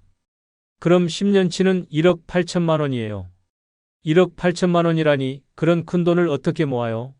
하고 생각하시겠지만 이것은 생각보다 불가능한 숫자가 아니에요. 왜 10년치가 필요한지 말씀드릴게요. 첫 번째 이유는 진짜 마음의 평화를 얻기 위해서예요. 자식들한테 손 벌리지 않아도 되고 누구한테도 눈치 보지 않고 살 수 있어요. 이게 바로 경제적 독립이 주는 진짜 힘입니다. 두 번째 이유는 건강 문제 때문이에요. 나이가 들면 언제 어떤 병이 생길지 모르잖아요. 병원비 걱정 없이 좋은 치료를 받을 수 있고 건강 관리에도 돈을 아끼지 않을 수 있어요. 세 번째는 진짜 하고 싶은 일을 할 수 있기 때문이에요. 여행도 가고 싶을 때 가고 취미 생활도 마음껏 하고 봉사활동도 할 수 있어요. 돈 걱정 없이 여생을 보낼 수 있는 거죠. 그럼 이 돈을 어떻게 모을까요? 가장 중요한 것은 지출을 줄이는 거예요. 정말 필요한 것과 그렇지 않은 것을 구분하셔야 해요. 불필요한 보험료, 쓰지 않는 구독료, 비싼 외식비를 과감히 정리하세요. 만약 연금이나 월급으로 월 200만 원을 받고 계신다면 150만 원으로 살고 50만 원을 저축하세요. 그러면 30년이면 1억 8천만 원을 모을 수 있어요. 30년이나 걸려요? 하지 마세요. 어차피 시간은 지나가는 거예요. 그 시간 후에 자유로운 사람이 될 것인지, 여전히 돈 걱정하는 사람이 될 것인지는 지금 여러분의 선택에 달렸어요. 더 빨리 모으려면 부동산 임대 수입이나 주식 배당금 같은 추가 수입을 만드세요.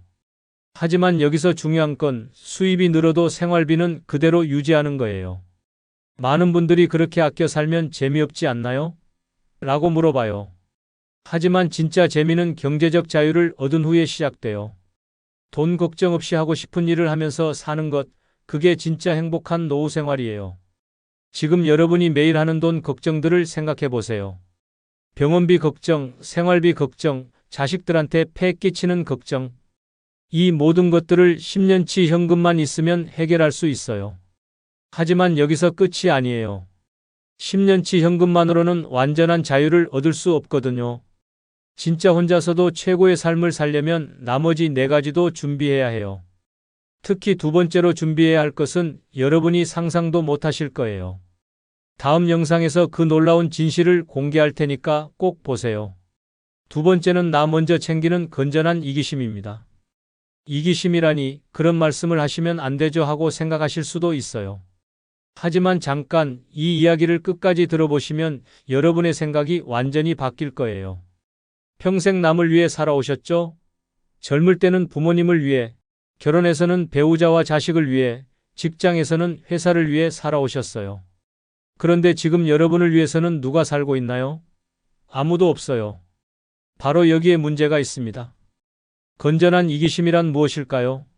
이것은 나쁜 이기심이 아니에요. 남에게 피해를 주면서 내 이익만 챙기는 게 아니라 나 자신을 소중히 여기고 내 필요를 먼저 채우는 거예요. 왜냐하면 내가 건강하고 행복해야 다른 사람도 도울 수 있거든요. 비행기를 타보셨죠? 비상시 산소 마스크가 떨어지면 어떻게 하라고 안내방송이 나오나요? 자신이 먼저 착용한 후에 다른 사람을 도우라고 해요. 왜 그럴까요? 내가 먼저 안전해야 다른 사람을 구할 수 있기 때문이에요. 인생도 마찬가지예요. 많은 분들이 평생 이런 식으로 살아오셨어요. 자식이 대학 등록금이 필요하다고 하면 본인 적금을 깨서 주고, 며느리가 뭔가 사달라고 하면 본인 용돈을 아껴서 사주고, 손자 손녀 용돈 달라고 하면 본인 병원비를 아껴서 주고 말이에요. 하지만 그 결과가 어떻게 됐나요? 자식들은 부모가 희생하는 게 당연하다고 생각하게 됐고, 여러분은 정작 본인을 위한 시간과 돈은 하나도 없게 됐어요. 이게 과연 옳은 일일까요? 건전한 이기심을 실천하는 방법을 알려드릴게요. 첫째, 내 건강을 최우선으로 생각하세요. 아픈데도 참지 마시고 바로 병원에 가세요. 좋은 음식 먹고 싶으면 드시고 운동하고 싶으면 하세요. 건강한 부모가 자식에게도 도움이 돼요. 둘째, 내 시간을 소중히 여기세요. 하고 싶지 않은 일에 시간을 쓰지 마세요. 자식이 손자 봐달라고 해도 내가 피곤하면 오늘은 안 된다고 말하세요. 친구들이 모임에 나오라고 해도 내가 집에서 쉬고 싶으면 거절하세요. 셋째, 내 돈을 먼저 챙기세요. 자식이 돈 달라고 해도 내 노후 자금이 부족하면 없다고 하세요. 냉정하게 들릴 수 있지만 나중에 자식들한테 손 벌리지 않으려면 지금 내 돈부터 챙겨야 해요. 그렇게 하면 자식들이 서운해하지 않을까요? 하고 걱정하실 거예요. 처음에는 그럴 수도 있어요. 하지만 시간이 지나면 자식들도 이해하게 돼요. 오히려 독립적이고 당당한 부모를 더 존경하게 되거든요.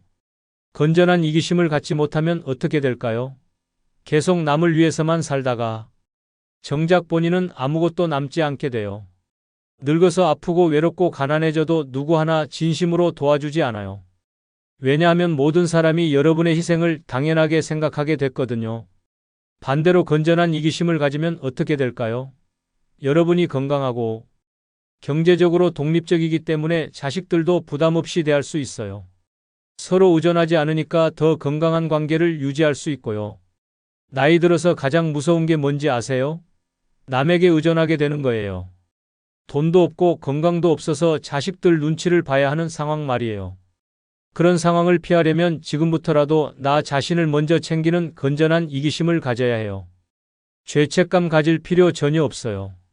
평생 남을 위해 살아오신 여러분이니까 이제는 본인을 위해 사셔도 돼요. 아니, 사셔야 해요. 그래야 진짜 자유롭고 행복한 노후를 보낼 수 있거든요.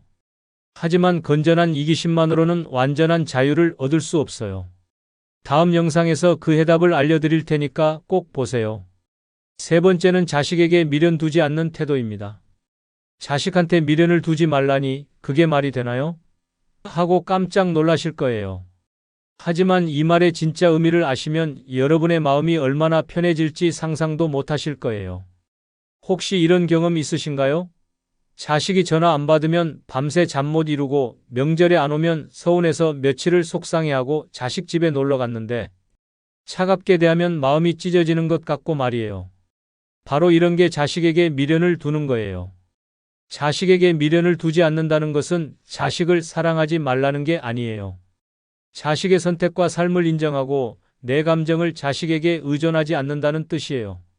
쉽게 말해서 자식이 어떻게 하든 내 마음의 평화를 지키는 거죠. 왜 이런 태도가 필요할까요? 현실을 한번 보세요. 요즘 젊은 사람들은 정말 바빠요. 직장 일도 힘들고 자기 가정도 챙겨야 하고 아이들 교육비 때문에 허리가 휘어져요. 그런데 여기에 부모님까지 챙기라고 하면 얼마나 부담스럽겠어요? 많은 부모님들이 이런 실수를 하세요. 자식이 자주 안 온다고 서운해하고 용돈 안 준다고 섭섭해하고 관심 안 가져준다고 원망해요. 하지만 이런 감정들이 여러분을 더 불행하게 만들 뿐이에요. 자식에게 미련을 두지 않으려면 어떻게 해야 할까요? 첫째, 자식도 독립된 어른이라는 걸 인정하세요. 30살, 40살이 넘은 사람이 누구예요? 다 어른이에요. 어른에게는 어른의 선택권이 있어요. 부모가 원하는 대로 살아야 할 의무는 없다고요. 둘째, 기대를 낮추세요. 자식이 이렇게 해줬으면 좋겠다는 기대가 클수록 실망도 커져요. 대신 자식이 건강하게만 살면 된다고 생각하세요. 나머지는 모두 덤이에요. 셋째, 자식의 삶에 간섭하지 마세요. 누구랑 결혼하든 어떤 직업을 갖든 어디에 살든 자식 마음이에요. 내가 키워놨는 데라는 생각은 버리세요. 키워준 건 부모의 의무였고 이제 그 의무는 끝났어요. 넷째, 연락 안 와도 서운해하지 마세요. 바쁘니까 연락 못하는 거예요. 연락 오면 반갑게 받고 안 와도 잘 살고 있겠지 하고 넘어가세요. 여러분이 서운해한다고 자식이 더 연락하지 않아요. 오히려 부담스러워해요. 다섯째, 자식 앞에서 외롭다는 표현하지 마세요. 엄마가 얼마나 외로운지 몰라 이런 말 들으면 자식들이 어떤 기분일까요? 죄책감만 들어요. 죄책감으로 오는 관심은 진짜 관심이 아니에요. 그럼 자식과 어떻게 지내야 하나요?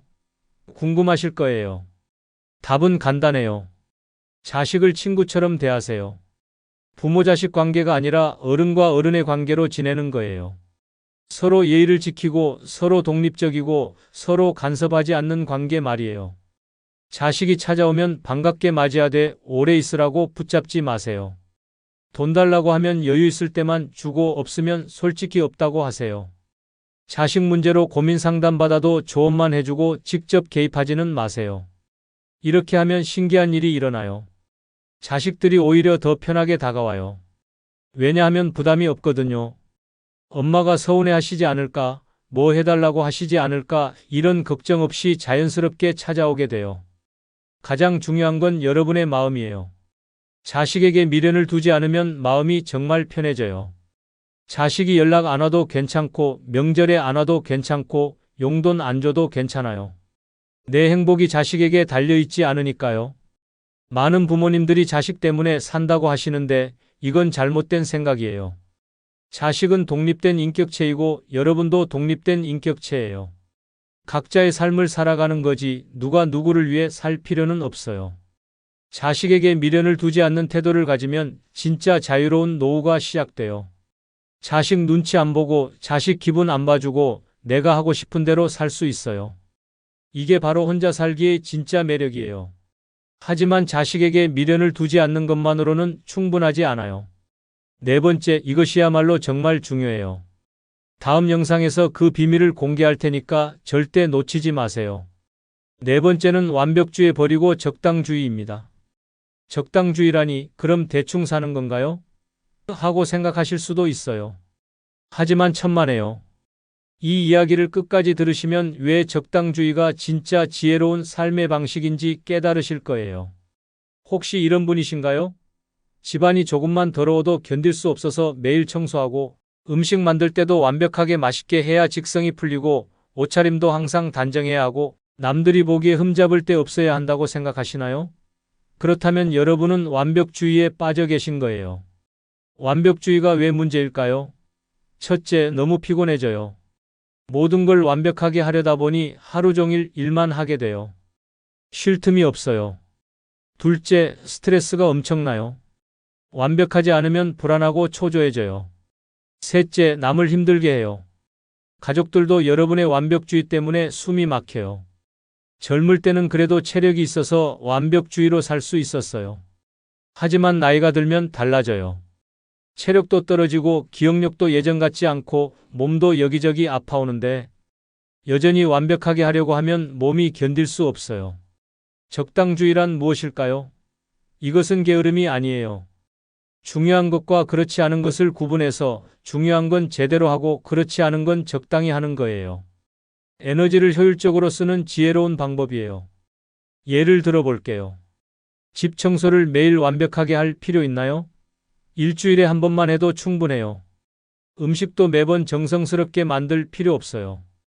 간단하게 해먹어도 영양만 챙기면 돼요. 옷도 깔끔하기만 하면 되지 항상 정장 차려입을 필요 없어요. 적당주의를 실천하는 방법을 알려드릴게요. 첫째, 80점 원칙을 세우세요. 100점 만점에 80점만 해도 충분하다고 생각하는 거예요. 80점과 100점의 차이는 미미하지만 투입하는 에너지는 몇 배나 달라요. 둘째, 우선순위를 정하세요. 정말 중요한 것 3가지만 정하고 그것만 제대로 하세요.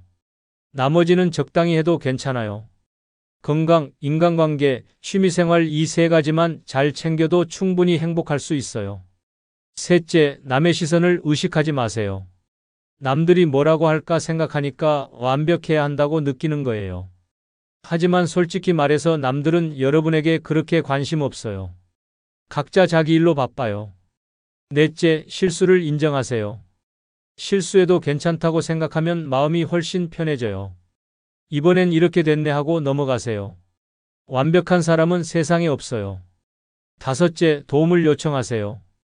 혼자 다 완벽하게 하려고 하지 마세요. 청소는 청소업체에 맡기고 요리는 배달음식 시켜 먹고 빨래는 세탁소에 맡겨도 돼요. 돈으로 해결할 수 있는 일은 돈으로 해결하세요. 적당주의의 가장 큰 장점은 마음의 여유가 생긴다는 거예요.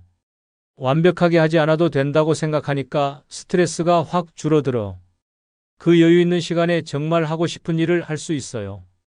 또 다른 장점은 건강해진다는 거예요. 스트레스가 줄어드니까 혈압도 내려가고 잠도 잘 오고 소화도 잘 돼요. 완벽주의로 인한 만성 피로도 사라져요. 인간관계도 좋아져요. 여러분이 여유로우니까 다른 사람들도 편하게 대할 수 있어요. 완벽주의자는 다른 사람에게도 완벽을 요구하게 되는데 적당주의자는 다른 사람의 실수도 너그럽게 봐줄 수 있어요. 그럼 너무 대충 사는 것 같은데요 하고 걱정하실 수도 있어요. 하지만 적당주의는 대충 사는 게 아니에요. 똑똑하게 사는 거예요. 에너지를 아껴서 정말 중요한 곳에 쓰는 거거든요. 나이 들수록 체력과 시간은 한정되어 있어요. 그 소중한 자원을 완벽주의로 낭비할 필요 없어요. 적당히 해도 충분히 잘 살 수 있어요. 아니, 오히려 더 행복하게 살 수 있어요.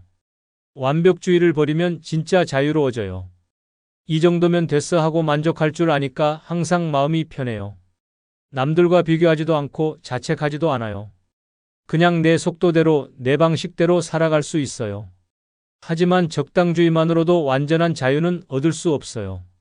마지막 5번째가 가장 중요한데, 이것을 모르면 앞에 4가지를 다 갖춰도 소용없으니까 다음 영상을 꼭 보세요. 마지막 비밀이 여러분의 인생을 완전히 바꿀 거예요. 5번째는 매일 30분 이상 걷기 습관 만들기입니다. 걷기가 그렇게 중요한가요? 하고 생각하실 수도 있어요. 하지만 이것이야말로 앞에 4가지를 모두 무너뜨릴 수 있는 가장 무서운 적이자 동시에 여러분을 구원해줄 가장 강력한 무기예요. 혹시 이런 일상을 보내고 계신가요?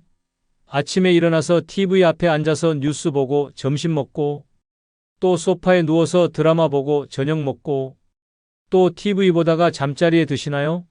하루 종일 앉아서 누워서만 지내시나요? 그렇다면 정말 위험한 상황이에요. 왜 걷기가 이렇게 중요할까요? 첫째, 건강이 모든 것의 기초이기 때문이에요. 아무리 돈이 많아도 마음가짐이 좋아도 몸이 아프면 아무것도 할 수 없어요. 병원에만 다니게 되고 약값으로 돈은 다 나가고 고통 때문에 마음도 우울해져요. 둘째, 걷지 않으면 근육이 급속도로 줄어들어. 60세 이후에는 1년의 근육이 1에서 2%씩 사라져요. 걷지 않으면 더 빨리 사라져요. 근육이 없으면 어떻게 될까요? 계단 오르기 힘들어지고 무거운 것 들기 어려워지고 결국 누군가의 도움 없이는 살 수 없게 돼요. 셋째, 뇌 건강에도 걷기가 필수예요. 걸으면 뇌에 산소와 영양분이 충분히 공급돼서 치매 예방에 큰 도움이 돼요. 반대로 움직이지 않으면 뇌 기능이 떨어져서 기억력도 나빠지고 판단력도 흐려져요. 넷째, 걷기는 우울증을 예방해줘요. 집에만 있으면 자꾸 부정적인 생각만 하게 돼요. 하지만 밖에 나가서 걸으면 햇빛도 받고 새로운 풍경도 보고 사람들도 만나게 되니까 기분이 좋아져요. 그럼 어떻게 걷기 습관을 만들까요? 첫째, 일단 밖으로 나가세요. 30분을 걸어야지 생각하지 말고 일단 현관문만 나가자 하고 시작하세요. 나가기만 해도 절반은 성공한 거예요. 둘째, 시간을 정해 놓으세요. 아침 8시, 오후 3시처럼 정확한 시간을 정하고 그 시간이 되면 무조건 나가세요. 날씨 핑계, 몸이 좀 아프다는 핑계 대지 마시고 일단 나가세요. 셋째, 목적지를 만드세요. 그냥 걷기만 하면 재미없어요. 마트 가기, 은행 가기, 우체국 가기처럼 작은 용무라도 만들어서 걸어가세요. 목적이 있으면 걷기가 훨씬 쉬워져요. 넷째, 걷기 친구를 만드세요. 혼자 걷기 어려우면 이웃이나 친구와 함께 걸으세요. 약속이 있으면 나가지 않을 수가 없거든요. 서로 격려도 하고 이야기도 나누면서 걸으면 시간이 금방 가요. 다섯째, 만복이나 스마트폰 앱을 활용하세요. 하루에 몇 걸음 걸었는지 확인하면 동기부여가 돼요. 어제보다 오늘 더 많이 걷겠다는 목표를 세우는 것도 좋아요. 30분 걷기가 어렵다면 10분부터 시작하세요. 10분에 익숙해지면 15분, 20분, 30분으로 늘려가세요. 중요한 건 매일 하는 거예요. 하루 걸러 한번 1시간 걷는 것보다 매일 30분 걷는 게 훨씬 좋아요. 걸을 때 주의할 점도 있어요. 첫째, 편한 신발을 신으세요. 발이 아프면 걷기 싫어져요. 둘째, 너무 빨리 걷지 마세요. 옆 사람과 대화할 수 있을 정도의 속도면 충분해요. 셋째, 무리하지 마세요. 몸이 아프면 쉬었다가 걸으세요. 걷기의 효과는 정말 놀라워요.